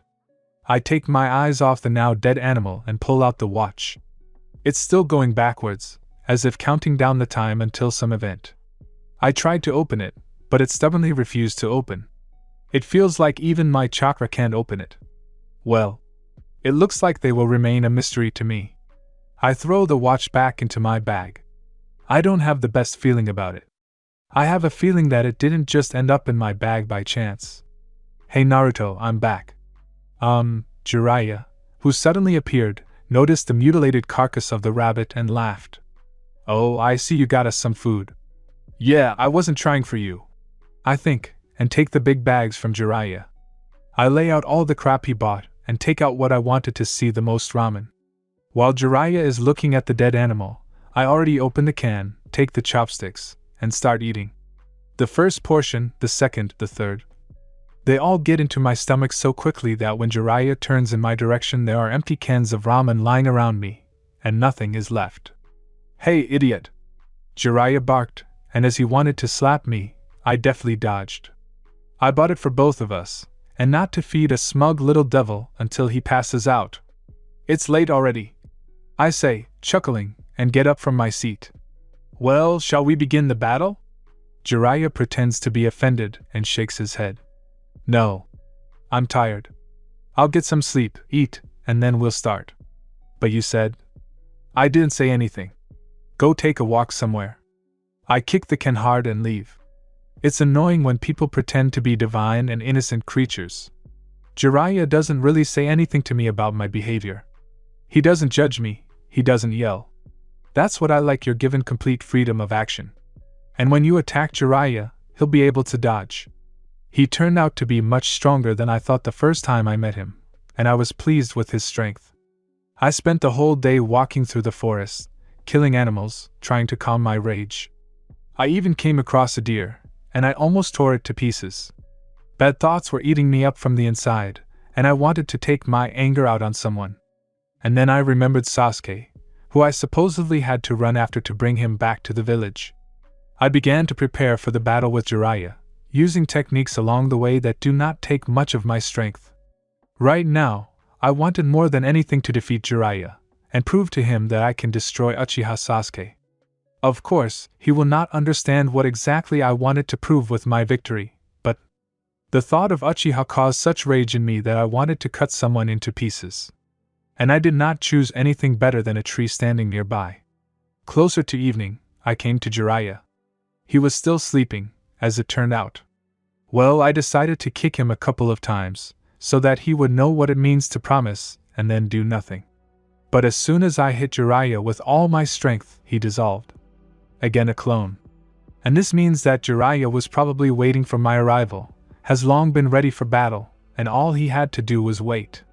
Therefore, as far as I know his behavior during the battle, he will attack from behind. Too slow! Jiraiya yells and I duck. Two kunai hit the tree and Jiraiya charges at me like a bear. He looks like he's going to make a fool of himself. He's never charged like that before. I create a clone and it releases me from Jiraiya and disappears. I create another clone and this time I use a simple ninjutsu technique. The clone and I roll and hit Jiraiya right in the head. Jiraiya falls, but gets up after a while and uses a technique I've never heard of. His hair grows longer and flies straight towards me. I try to dodge, but the hair wraps around me and I can't move. The only way to get rid of it is to try to burn it. I use my chakra, Jiraiya removes the hair.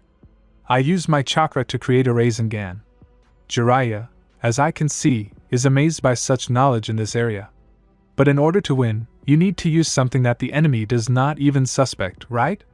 It is not difficult for me to use this technique, and it does not burn my hands as painfully as it could, and if Naruto were Naruto, he would only complain about the weight of the Rasengan because of my chakra. This is another advantage of the fact that I am the one who possesses his body, and not his body that possesses me. I go to Jiraiya with a Rasengan. He can't dodge, he can only create a Rasengan to somehow equalize the forces. He uses a super huge spiral ball. I understand that I need to be as careful as possible, and I sharply hit this Rasengan with my own. There is no explosion.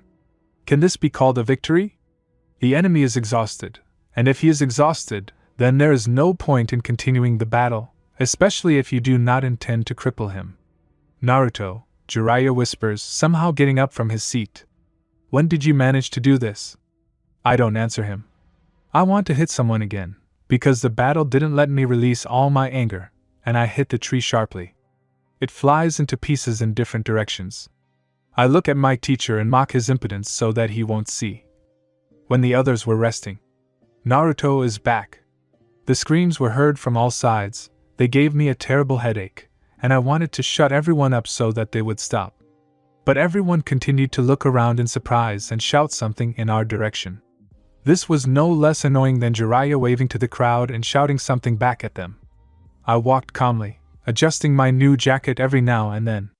Naruto! Naruto! I wouldn't say they were shouting joyfully. They just saw me for the first time in 3 years, that's all. I don't think that growing up should have changed anything. The only thing that changed was that I was no longer going to hide behind my mask. Moreover, Jiraiya supported me in this decision, even though my character was disgusting to him. You see, if I hide behind a mask, I will be lying to myself. Brother! Konohamaru, as I expected, ran up to me and hugged me tightly. I just froze in place and looked at his face. He grew up. Of course, not in his mind. "Hello?" was all I muttered calmly, and Konohamaru noticed it right away. Apparently, he was used to me trying to hug him. "Something happened, brother? You've really grown up." The boy noticed, looking at me thoughtfully and biting his thumb. "And you've grown up, Konohamaru." Jiraiya slightly pushed me aside and extended his hand to Konohamaru. I noticed Jiraiya-sensei's piercing gaze on me, and I felt uneasy. It was as if he was judging me for being so cold with a child.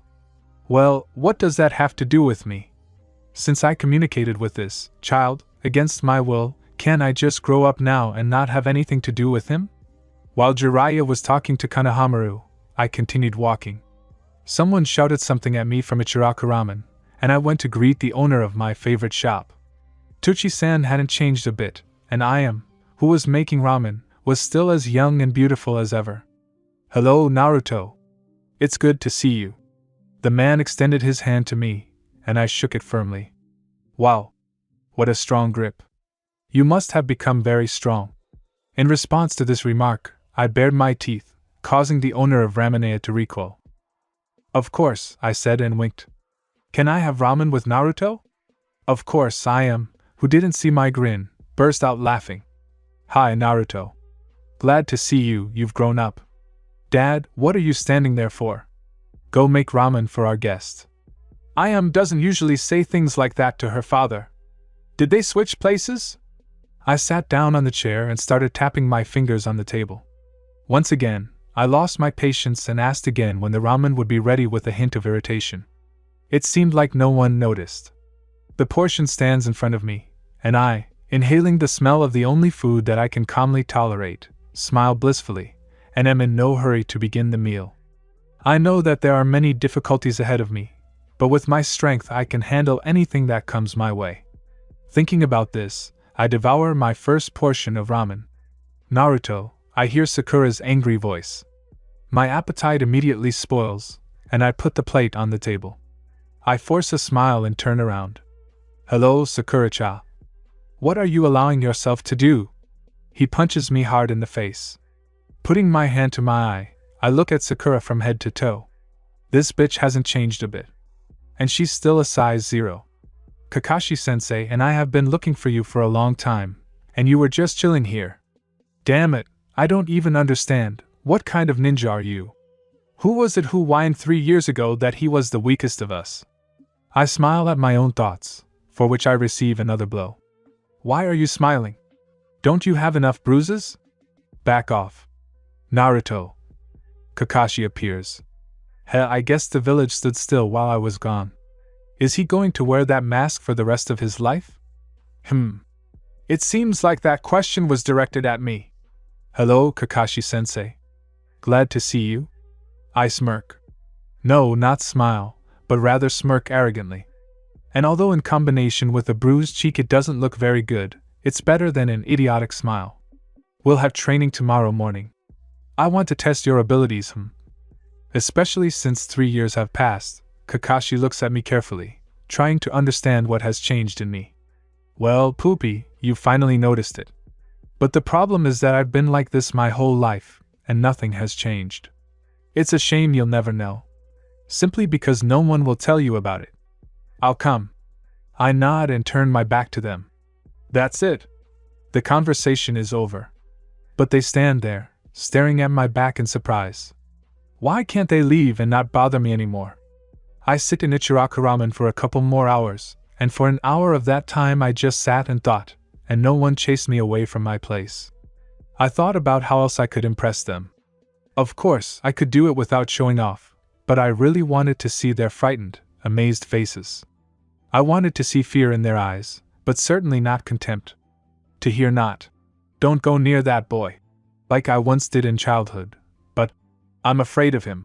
And even though I am a fox, I was worried back then, as a child, about the fact that no matter how hard I tried, no one admired me.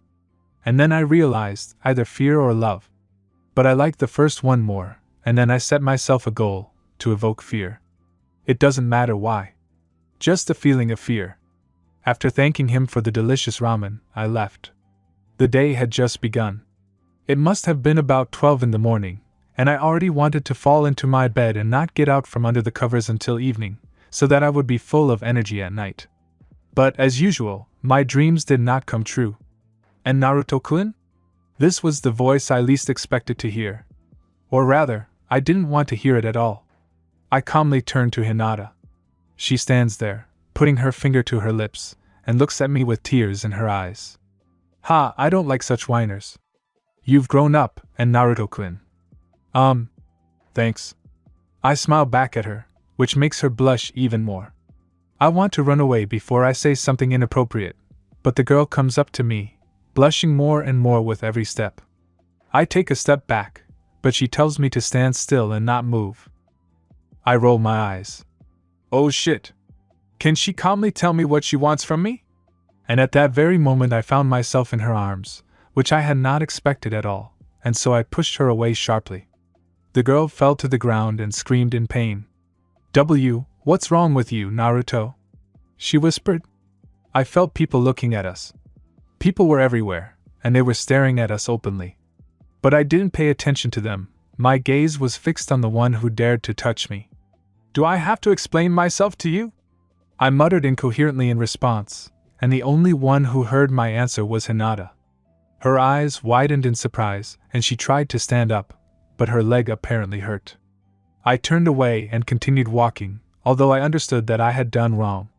But I had only one goal now, to fall into bed. And I could apologize later. If she forgives me, of course. The apartment is empty, as always. The silence and darkness tire me, and although the sun's rays penetrate through the curtains, I draw the curtains tighter to find myself in complete darkness. I want to close my eyes, but I know I will never fall asleep. I lie down and cover my face with a blanket. My eyes are open. In the darkness, under the blanket, I feel calmer than during the day, in all this fuss. If only it could be like this forever. In my home I am God, and I can do whatever I want. For the time being. Another day, but I don't want to go out to Konoha anymore. So many familiar faces, so many nasty people who want to trample you into the dirt, or clap for you. Humans have always had everything strange, either good or evil. Either silence or noise. They have no balance, and although they try to maintain it, they have no idea that in the shinobi world there will never be one. The first is stronger than the second, and the third is stronger than both of them. Such is the law of the shinobi world. There's a knock on the window, but I don't open it. Shikamaru's voice makes me shudder, and I listen.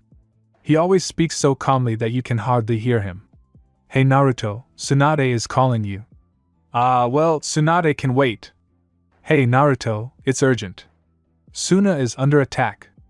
Ouch, I don't give a damn who they attacked, why they attacked, and blah blah blah.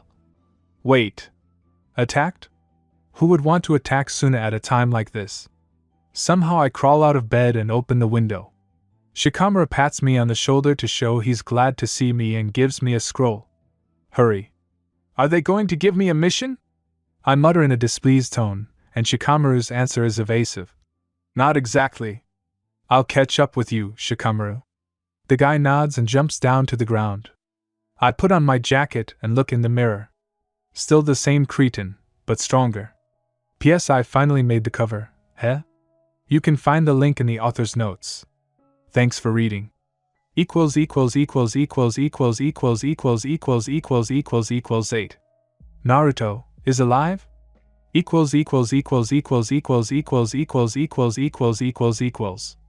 I dissolved in you. This is something I can't overcome. I can't break free. I can spend my whole life dissolving in you. See. Read Lost. Shikamaru used to drive me crazy. He used to like to lie in the sun and admire the clouds, but now, suddenly, he had a brain. What news, huh? He walked me all the way to the Hokage residence and left.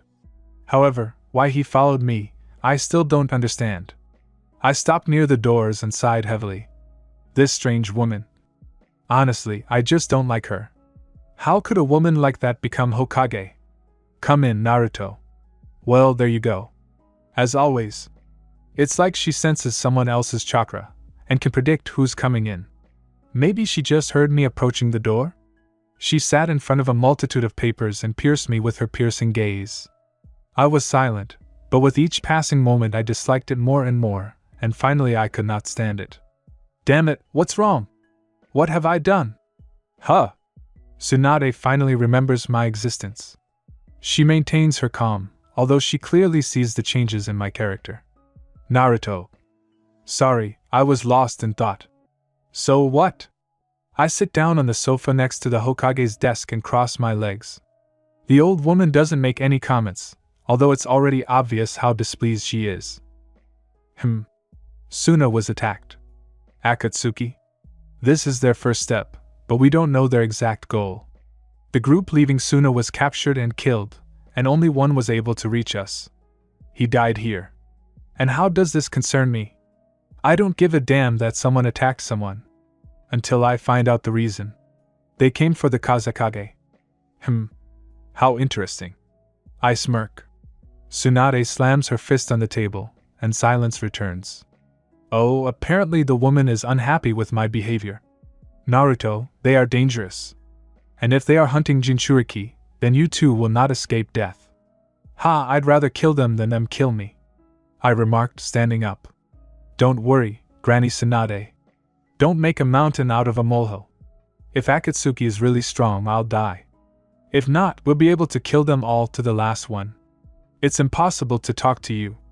She smirked and waved towards the doors. Get out of here. You shouldn't have called. If things get worse, I'll have to send an additional team. You might be one of them. I just chuckled. Shikaku. Is it possible to believe that he won't cope? I don't think so. I slammed the door. Today is my day. And I'm not going to waste it for anyone else. The training was over. Kakashi was exhausted. Sakura was still sitting on a tree branch and resting. Team 7, incomplete, was just sitting on the field and resting after a hard day. I was more of an attacker than a hider. Jiraiya taught me that there are times when it's better to go forward than to hide before the right moment arrives. This was one of those times. Sakura, too, seemed to have gotten a little stronger. But only a little. I tried my best to stop her from taking the bell, but she did, and scolded me after training, but to any name-calling I just smirked and nodded. I just didn't listen. Finally, Sakura jumped down from the tree and asked me to go for a walk with her. Am I stupid? I refused, of course. And before he wanted to go on a date with me so much. What happened? Sakura was surprised by my sharp answer, but I didn't answer and sent her far away, because now I was thinking about something completely different. 16 years have passed. It's probably stupid to think about it, but still. After I absorbed Naruto's soul, I never thought about the outcome of all this. I just lived my life, tried to calm my chakra, which, strangely enough, acted on its own. Is it possible that something malfunctioned inside me after I absorbed Naruto? I say goodbye to Kakashi-sensei, and under his surprised gaze I go straight into the forest to think. No one follows me. Everyone has long been accustomed to the fact that Uzumaki Naruto likes to walk in the forest. But no one knows what I'm really doing there. I caught the rabbit when I was already halfway to my favorite place, and tore off its ear. Threw it back, tore off another ear. You know, when you are angry or happy, you want to pick up something and crumble. Now I was so lost in thought and immersed in my thoughts that my hands involuntarily tore this animal apart. I tore the little body with my nails, helped with my teeth. I am not used to eating raw meat, but for some reason this sight made me feel calmer. Everything in this world is so whole that I want to tear it all apart, so that others would try to put the pieces back together. When I reached the clearing, where usually no one wandered, I sat down on the grass and leaned my back against the tree trunk. I was still holding the rabbit's paw in my hands. The silence was calming. It was much worse in the city, no one gave me a break. And now, resting, I thought about everything in the world, waving my bloody paw in front of my nose, which already smelled disgusting. I'm tired of it. Just because I removed Naruto from my path, it doesn't mean there shouldn't be anything left of him. If a person dies and their memories remain, what's left of a baby who didn't survive? Is it fair to assume that if he somehow survived, he could threaten all my plans? I close my eyes and try to concentrate. I throw my paw aside and wipe the blood on my jacket. Dark. I try to open my eyes. Everything hurts.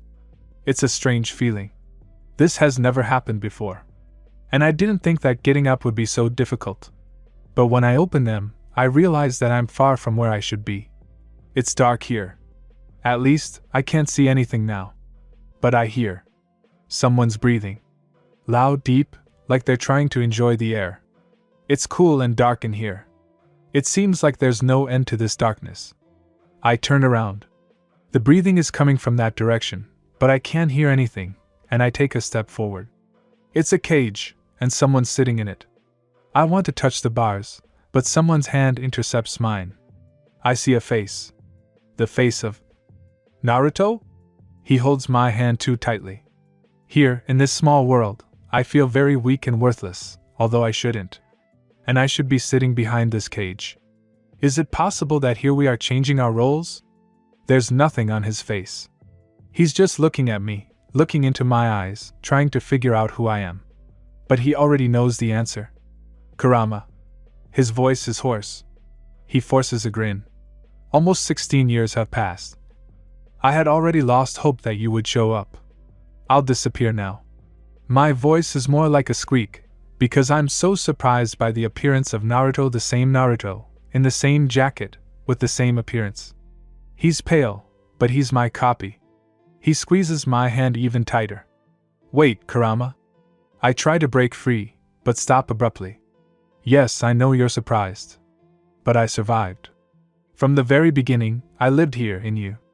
When I grew up, I tried to break the seal, break this cage, and free myself, but the amount of your chakra didn't allow me. And finally, I can ask you. Please let me out. I chuckle. Do you think I need you? As soon as I open the lock, you'll take over the body and I'll be locked in the cage again. Do you think I need that? But you'll still have to open it when you need me. You, overgrown weakling, I will never need you. Finally, I break free, rubbing my wrist. He smirks and sits down directly in front of the cage, sticking his legs through the bars.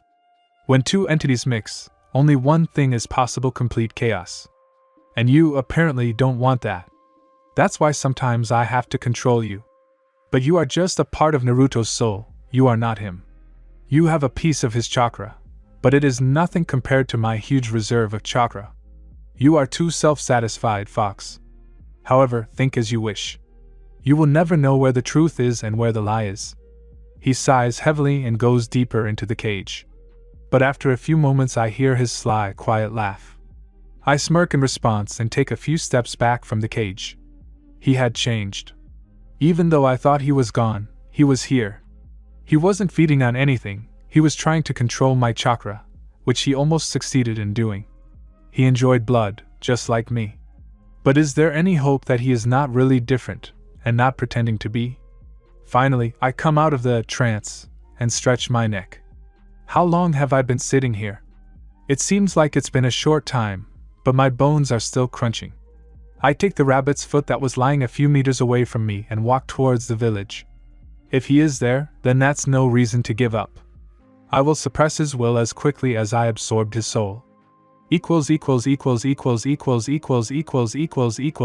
9. Until you let go == We can't wait any longer.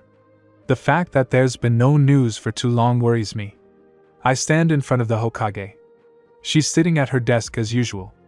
Her gaze is fixed on me, which makes me feel uneasy. She called me right after training, and to be honest, I barely listened to her.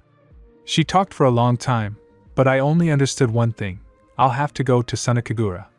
And I'm more worried about when they'll finally give me a normal mission. I muttered, and Tsunade, hearing this, got really angry. Naruto, how can you say such things?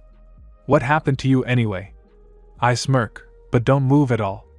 I still know that this mission is inevitable for me. Seeing that I'm ready to remain silent as long as it takes, she continues her praises about saving the Kazekage. And I keep thinking about how someone like Gaara could become the Kazekage.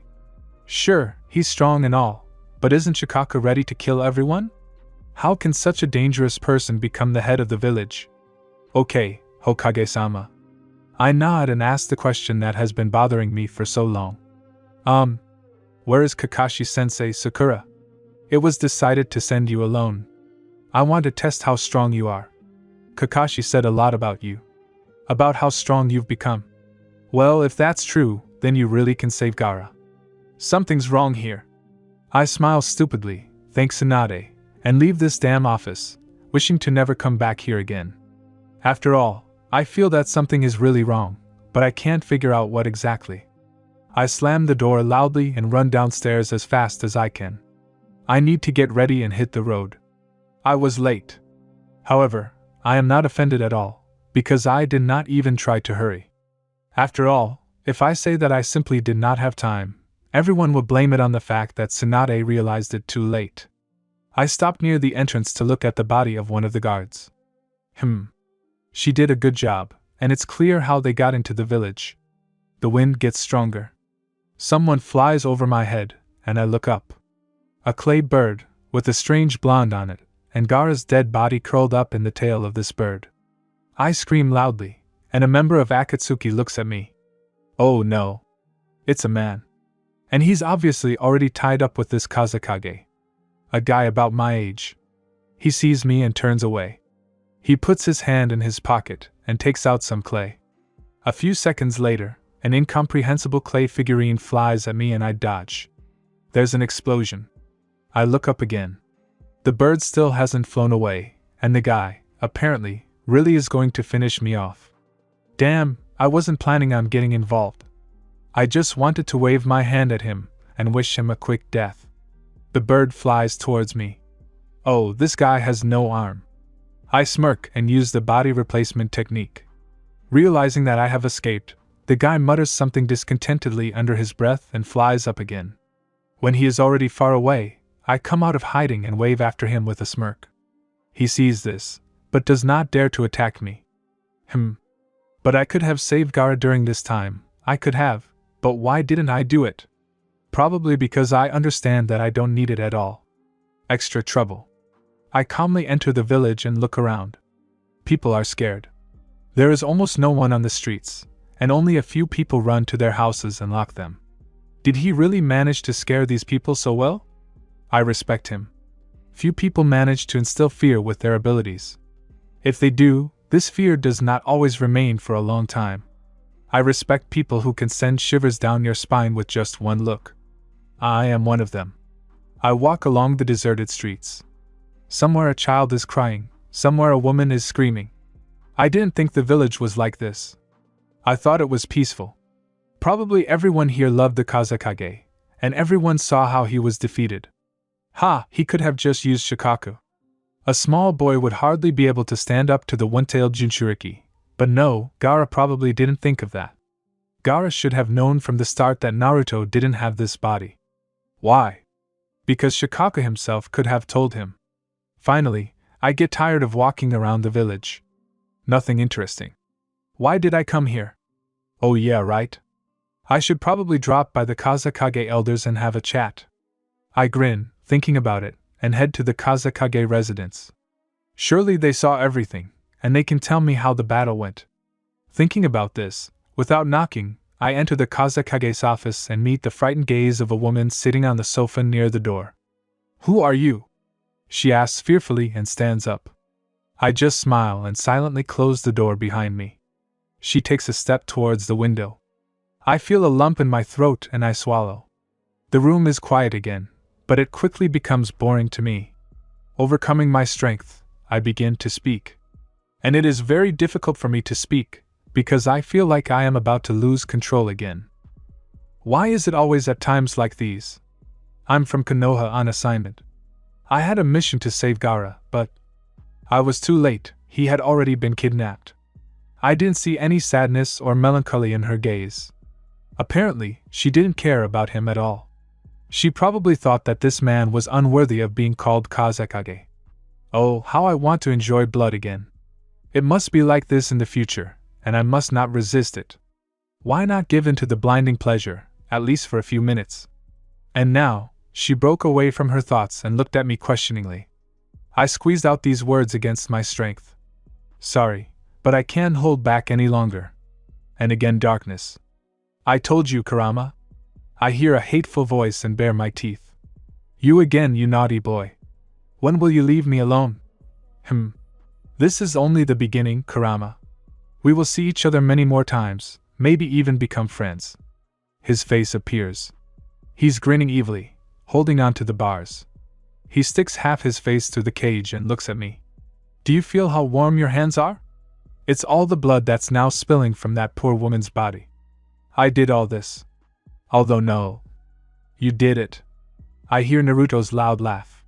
He closes his eyes and squints, then opens them again, and I see that his eyes have become this color, as if he was engulfed by my chakra.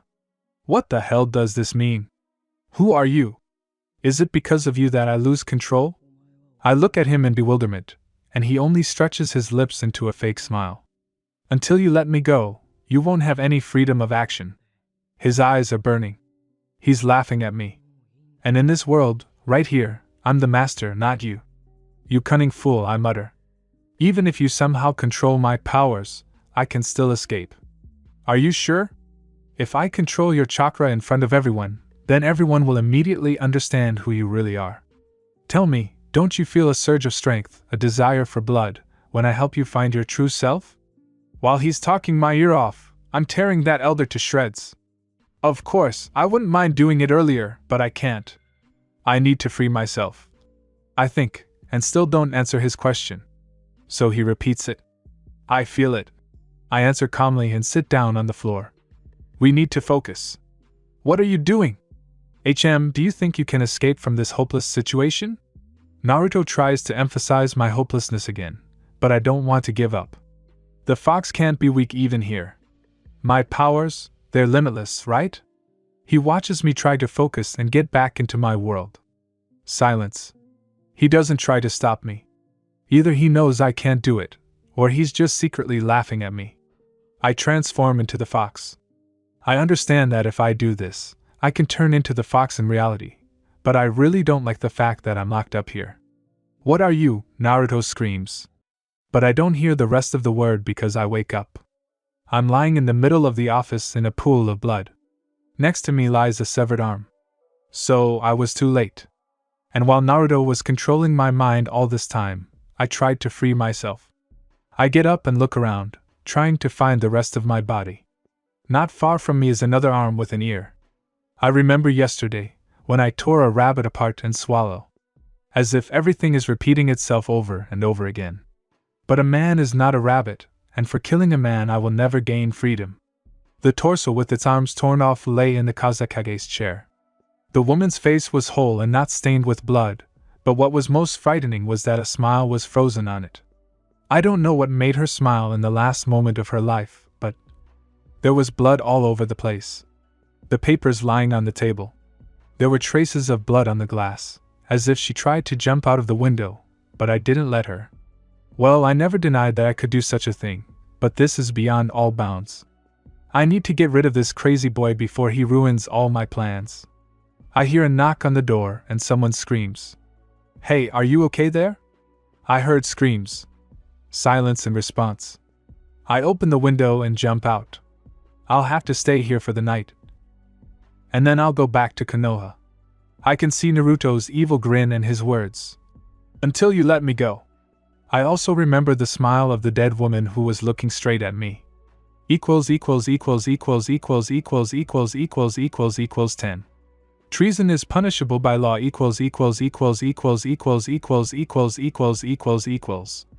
Dear reader. And again I add a word of my own, because it is simply necessary. I apologize for the delay, because the chapter was supposed to be published on the 9th. A complete departure from the canon, a complete one. Do not be surprised if while reading this story you completely forget the canon plot.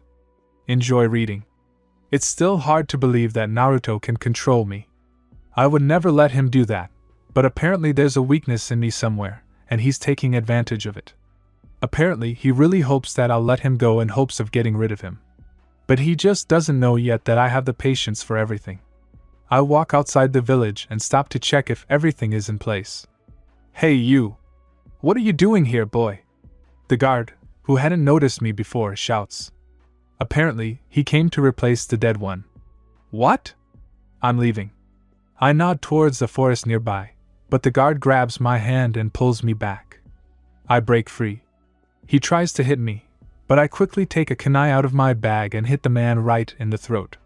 The last thing he sees is the smirk on my lips. He gasps, blood trickling down his lips. He takes a few steps away from me and falls to the ground. His life is ending.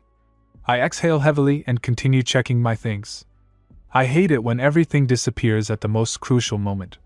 I take the kunai out of the Suna shinobi's throat and wipe it on my jacket. The stupidest habit in the world, and because of it I can get into trouble any minute, but for some reason it doesn't work out any other way. Stop him, he killed Akiyama! Someone shouts, and I turn around. 3 shinobi are running at me, and one of them is a girl. When was the last time I fought a woman? Let me think. Never. So, I throw a kunai in their direction and run into the forest as fast as I can. I'm not going to run away from them all the time, so I need to have time to set up traps in this forest. I managed to break away for a while and make my first hunting trap, which Jiraiya-sensei once taught me when catching rabbits. Hearing someone's quiet steps, I hide in the bushes and freeze in place, not making any sounds. He's gone. A man muttered, passing by me. I heard his scream, and the scream of the second ninja. They fell into my trap. Damn. You should have been more careful.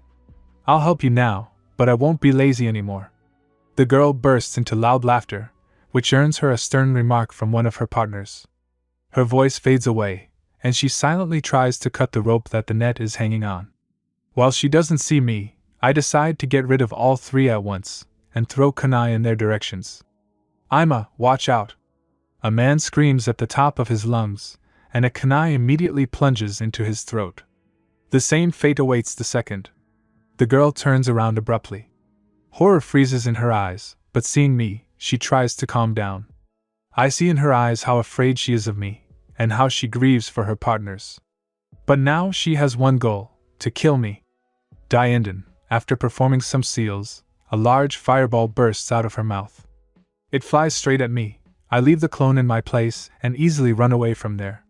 She continues to fight with the clone, who at this time dodges all attacks. I still have a long way to go, and I can't imagine how she'll be able to catch up with me.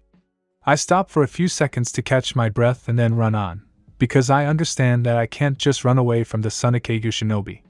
4 hours later I find myself in Konoha, but the shinobi guarding the village are persistently trying to get me to answer the question. Who are you? Although they already know me. Open up, they're chasing me. They still don't open, and I have to use force. The gate opens sharply, throwing the shinobi back. Naruto! Kakashi shouts, appearing out of nowhere. What are you? What are you doing here? Aren't you supposed to be on a mission? They stole it, I didn't have time. I justified myself, not thinking about Kakashi at all. I was looking more at the village gate, waiting for that girl to finally appear. Well then, Kakashi purses his lips and notices that I'm absent. Where are you always looking? Huh! I turn towards him. He is silent, and without waiting for any words from him, I run to the Hokage's residence. Kakashi tries to stop me, but I don't listen to him at all. I want to tell Tsunade that I didn't manage to save the Kazekage and get it over with, but instead I have to gape in surprise and freeze in place.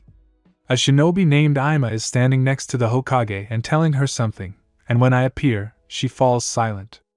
Was it really him? Tsunade finally asks, and the girl with short black hair nods.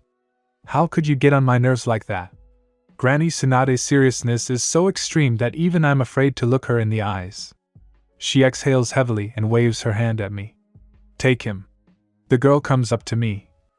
Uzumaki Naruto, you are accused of murdering 3 people. What? I try to act like a naive fool, but no one believes me, as expected. After all, there was no evidence that I was innocent. But there were witnesses to the murder. How come I didn't think of this before? Are you all crazy or something? Ima cuffs me, and the Hokage watches us go with her trademark calm gaze, even though I know what's going on inside her. She's afraid for me. And I'm angry at her. So angry that I know I won't be able to stop myself from wanting to kill her. We go outside, walk along the streets. People look at us in surprise.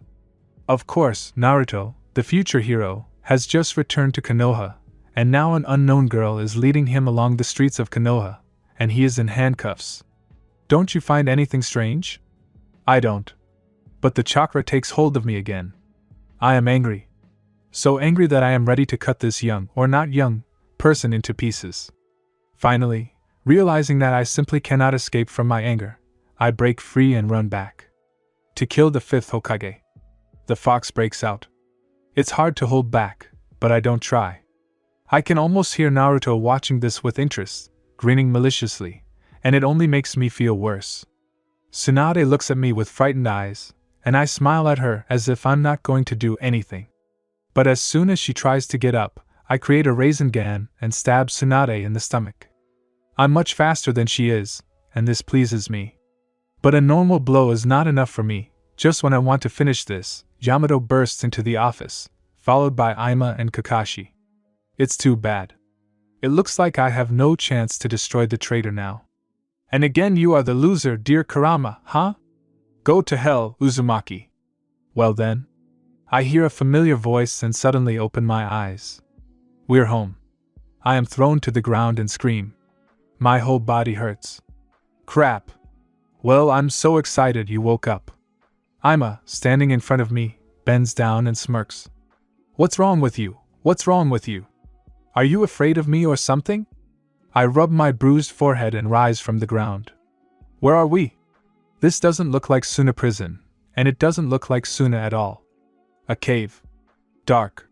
But the dim light falls on the girl's face, and it seems inhuman. I feel uneasy at the thought that the kunoichi has led me far from prison. Something is clearly wrong here. Make yourself comfortable. The owner will be here soon. Master? I asked again in a hoarse voice, thinking that I imagined it all. And that's true, there's a crazy woman in front of me. She doesn't answer. Instead, I hear someone's footsteps, and Aima steps aside. Now I can see this, master, perfectly. The man in the mask. == 11. New mysterious character. == Well, Uzumaki Naruto, the masked man rubs his hands. His voice is familiar to me. So familiar that it sends shivers down my spine. As if I've known him for 1,000 years. What do you want? I throw. In the darkness I see a cloak. The same one that the blonde was wearing, the one that Shikaku stole. A member of Akatsuki? What is he doing here? Let's say he wants me, but why the hell isn't he trying to kill me? His mask. It looks like a cat's mask, decorated with different lions. But the scariest thing is that I can feel what kind of chakra this man has, and I understand that it is far from weak. As I was informed, you have become very strong. Who told you? It's stupid to hope that he will answer, but still. I don't have to answer you. He falls silent and looks at me for a long time while I give in to my thoughts. There is clearly a traitor in our village. But still, I decided to check how strong you have become. He switches to a stupid tone, and I feel uneasy. I have heard it somewhere before. He leans down a little, and I look into his one eye. This simply can't be. Is it possible that this is Uchiha Sasuke? His hair color, and the hair itself, the color of his eyes, all this reminds me of Uchiha, but only the voice is completely different. I want to test how strong the bijou inside you is, Naruto. I want to test your endurance. I smirk and think to myself that inside me, most likely, sits Naruto himself, and you are talking to the bijou himself. It even becomes somehow fun for me to deceive people, because they do not know what this very Naruto is capable of. You know, Sasuke might have lost to you if you had started showing your powers earlier. But now you're losing, huh? Sasuke? If he's talking about Sasuke, that means he's not Sasuke? What the hell? I push the thought away. Because I know if I keep thinking about it, I'll get even more confused. But he doesn't know who he's dealing with right now. He keeps telling me about Sasuke, and seeing my face turn red, he smirks contentedly. Hearing about Sasuke and turning red with anger. How trite it is, but you can't stop, especially when some stranger keeps telling you about it. The black-haired girl appears in the cave again and informs him that it is time for him to go, calling him Master. He leaves, leaving me alone with this girl.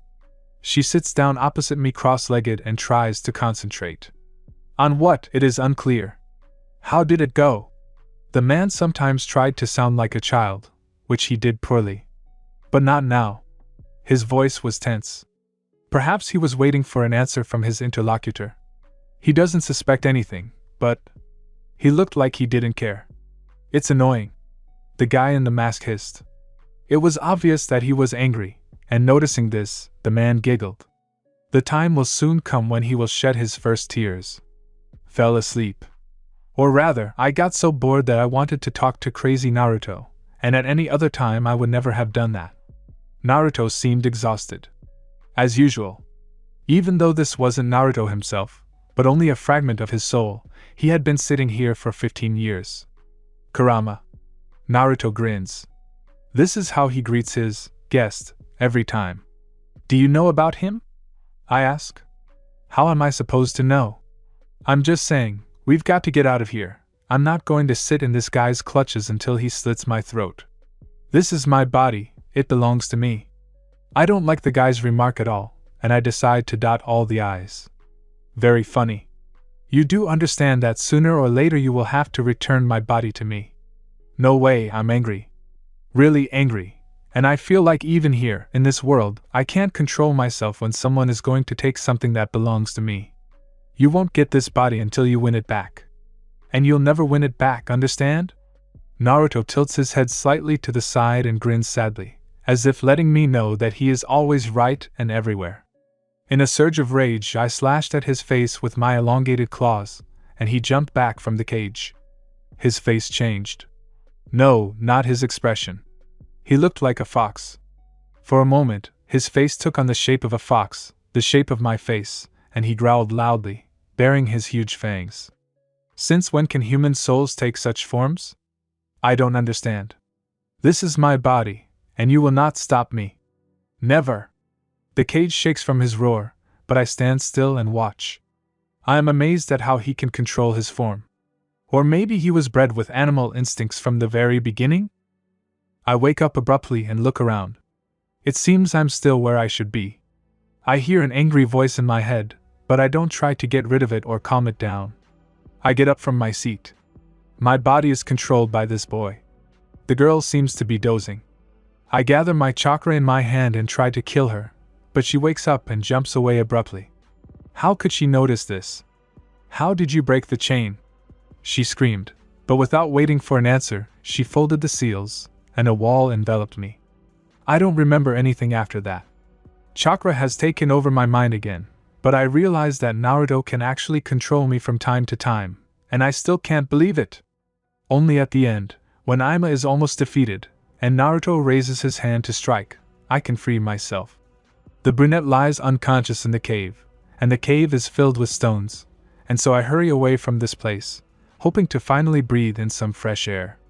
It seems as if Naruto is filled with more hatred than I am. As if these years, living in my body, he learned to understand me, and in the end, when his personality was formed, he decided to move me from this place once and for all. But he will not succeed in this in any case, simply because the seals placed on me now are much stronger than those placed on Naruto. I'm walking through the forest. I don't know where I am or where that damn girl dragged me. Just the middle of nowhere, with no one around. Empty. It's already midday. Several hours have passed since I almost finished off Tsunade and was captured by the Suna trader. But it feels like a long time has passed. It starts to rain and I have a strong hatred for Naruto. He destroyed the cave, and I could have just killed that Ima and sat in a dry place, but no. Restless boy. I hear a rustle and turn sharply towards the bushes. As always, rabbits fall into my hands and I gut them until there is almost nothing left of them. But not now. The desire to gut the rabbit disappears, and I just hold it to myself, squeezing it, which makes the animal squeak discontentedly. After all, it is also an animal, albeit a small one. And sometimes strangling someone is much more pleasant than cutting them with teeth and a knife.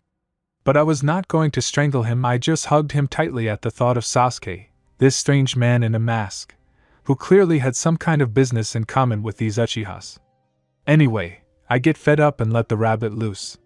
But strangely enough, it doesn't leave, but continues to run around me, as if it's just waiting to be strangled. Finally, I get fed up with this creature and just stab it with a kunai. It's still shaking, kicking, trying to break free, but I hold it tightly, and soon it just falls silent. It wouldn't survive in such a place anyway. As they say, if you die now, you're insured against death next year. You like watching someone die, huh? I hear footsteps approaching. And that voice again.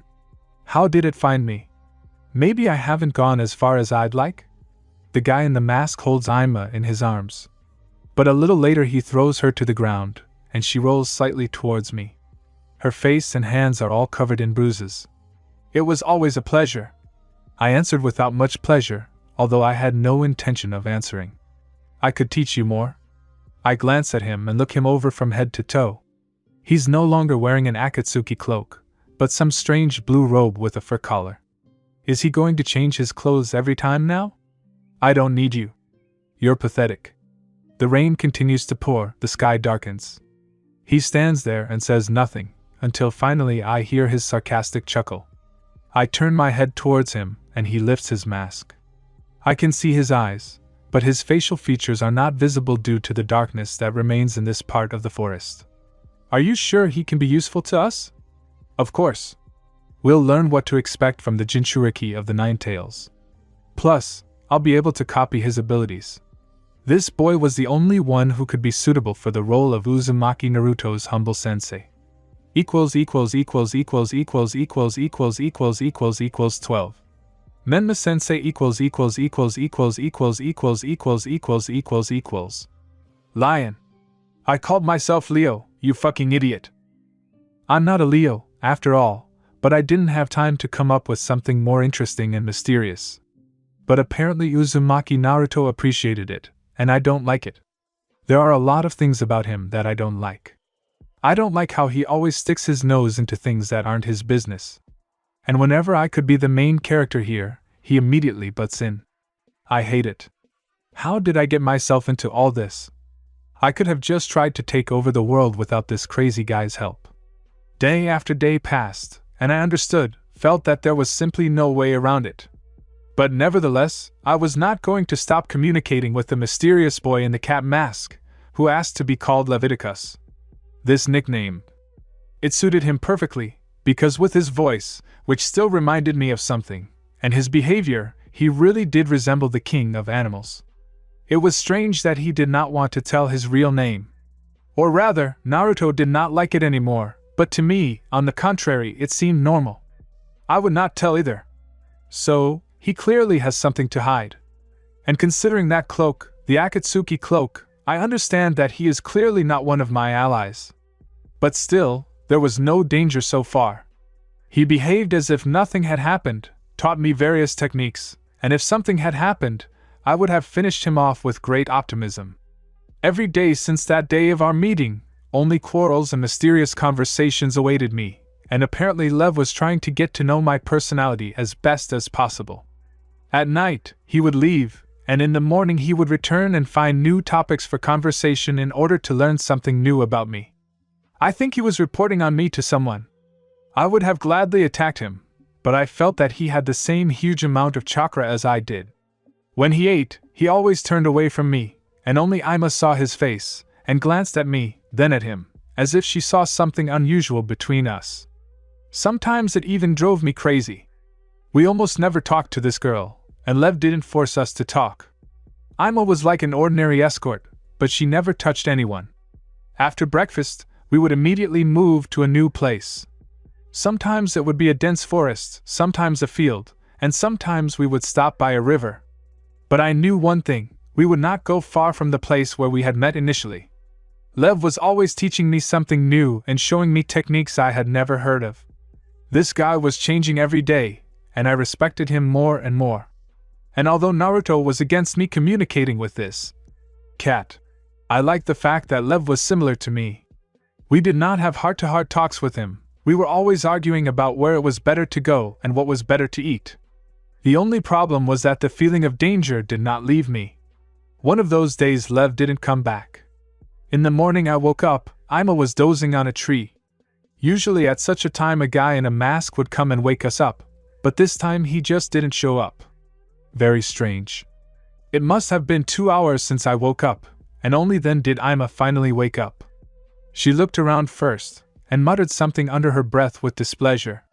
Mutual hatred, that's what they call the only thing that lay between this girl and me. Naruto hated this girl just as much, and all the time, as luck would have it, he remembered Sakura. In general, that day, to be honest, Naruto planned to leave these two Nunikins and return to the village.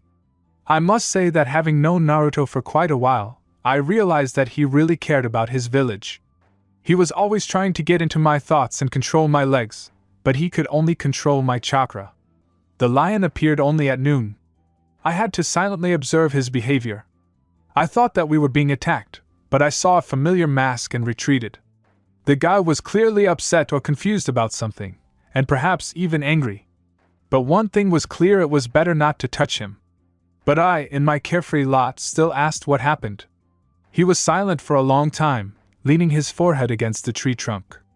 Ima stood next to him and looked at the ground, as if she had done something wrong. This situation irritated me more and more, and I was about to speak again, but... "What happened, you say?" It was clear from his voice that he was grinning evilly. I took a step back. A familiar tone. So familiar that... maybe even native? He turns to me and clenches his hands into fists. I see danger in his movements. Something to prepare for, and I can't understand anything. But I'm ready to fight. I'm always ready. He takes off his cloak. On his hands are strange gloves with claws. Maybe now he decided to test my strength. But why? Why did he come in a bad mood? He won't follow. Before I can collect my thoughts, Menma attacks. And Naruto, thinking that I can't cope without him, decides to control my chakra. I was sleeping. Or was I not? These questions make my head hurt even more, but when I open my eyes I see a blue sky in front of me and I raise myself up on my elbows. Lev is lying not far from me. Without a mask. The mask is split in half and is lying next to him, as if someone tried to break it on purpose. You can see him exhaling. Apparently, the fight was intense. Ima is lying nearby, blood is running down her face. She broke her head. Probably hit a tree when she tried to stop one of us. Now I tried to get a better look at the guy's face. He was lying with his eyes closed and just resting, as if there had been no fight. But hearing a rustle from my side, he removed his hand from his face and looked at me. A smile appeared on his face, which made me shudder. Is he me? Or is it the other way around? He is silent, and I am silent. I'm shocked myself, Naruto says. He's getting into my head again, as if I let him. Who are you? I finally say, and get up from my seat. He still lies there and grins, as if pleased that I am amazed at our similarity. My name is Uzumaki Menma, and I hate you. Are you satisfied with the answer? He also slowly gets up from the ground, already calm, as if he was not tired at all. I am amazed at his impudence. To be rude? To me? What, actually? How did you imagine me, if not like this? Be that as it may, he remains the same Leo. You piss me off. You irritate me. I hate you. I despise you. You make me sick. Want more? He smirks. Finally, I snap out of my shock and let out a chuckle. The chuckle turns into a smile, and the smile into a long, uninterrupted laughter that I can't stop. I've heard these words many times. Does he think I'm going to cry? Menma, there's no point in calling him Leo anymore, is silent and looks at me. I open my eyes. I gather a small amount of my chakra in my hands and bring it to my face. My eyes change color to orange, indicating that I'm in the first stage of my true form. My voice grows rough. Simply because I'm not going to play with this boy with toys that I've long since given up on. I know a lot more words than you know? If you really are my opposite, and in fact you are not even the opposite, then it would be logical if you were a very sweet boy and slept peacefully in the arms of your mother, with living parents. Shut up. It's not that simple. It's simple, exactly. You were invented by someone who didn't know about me.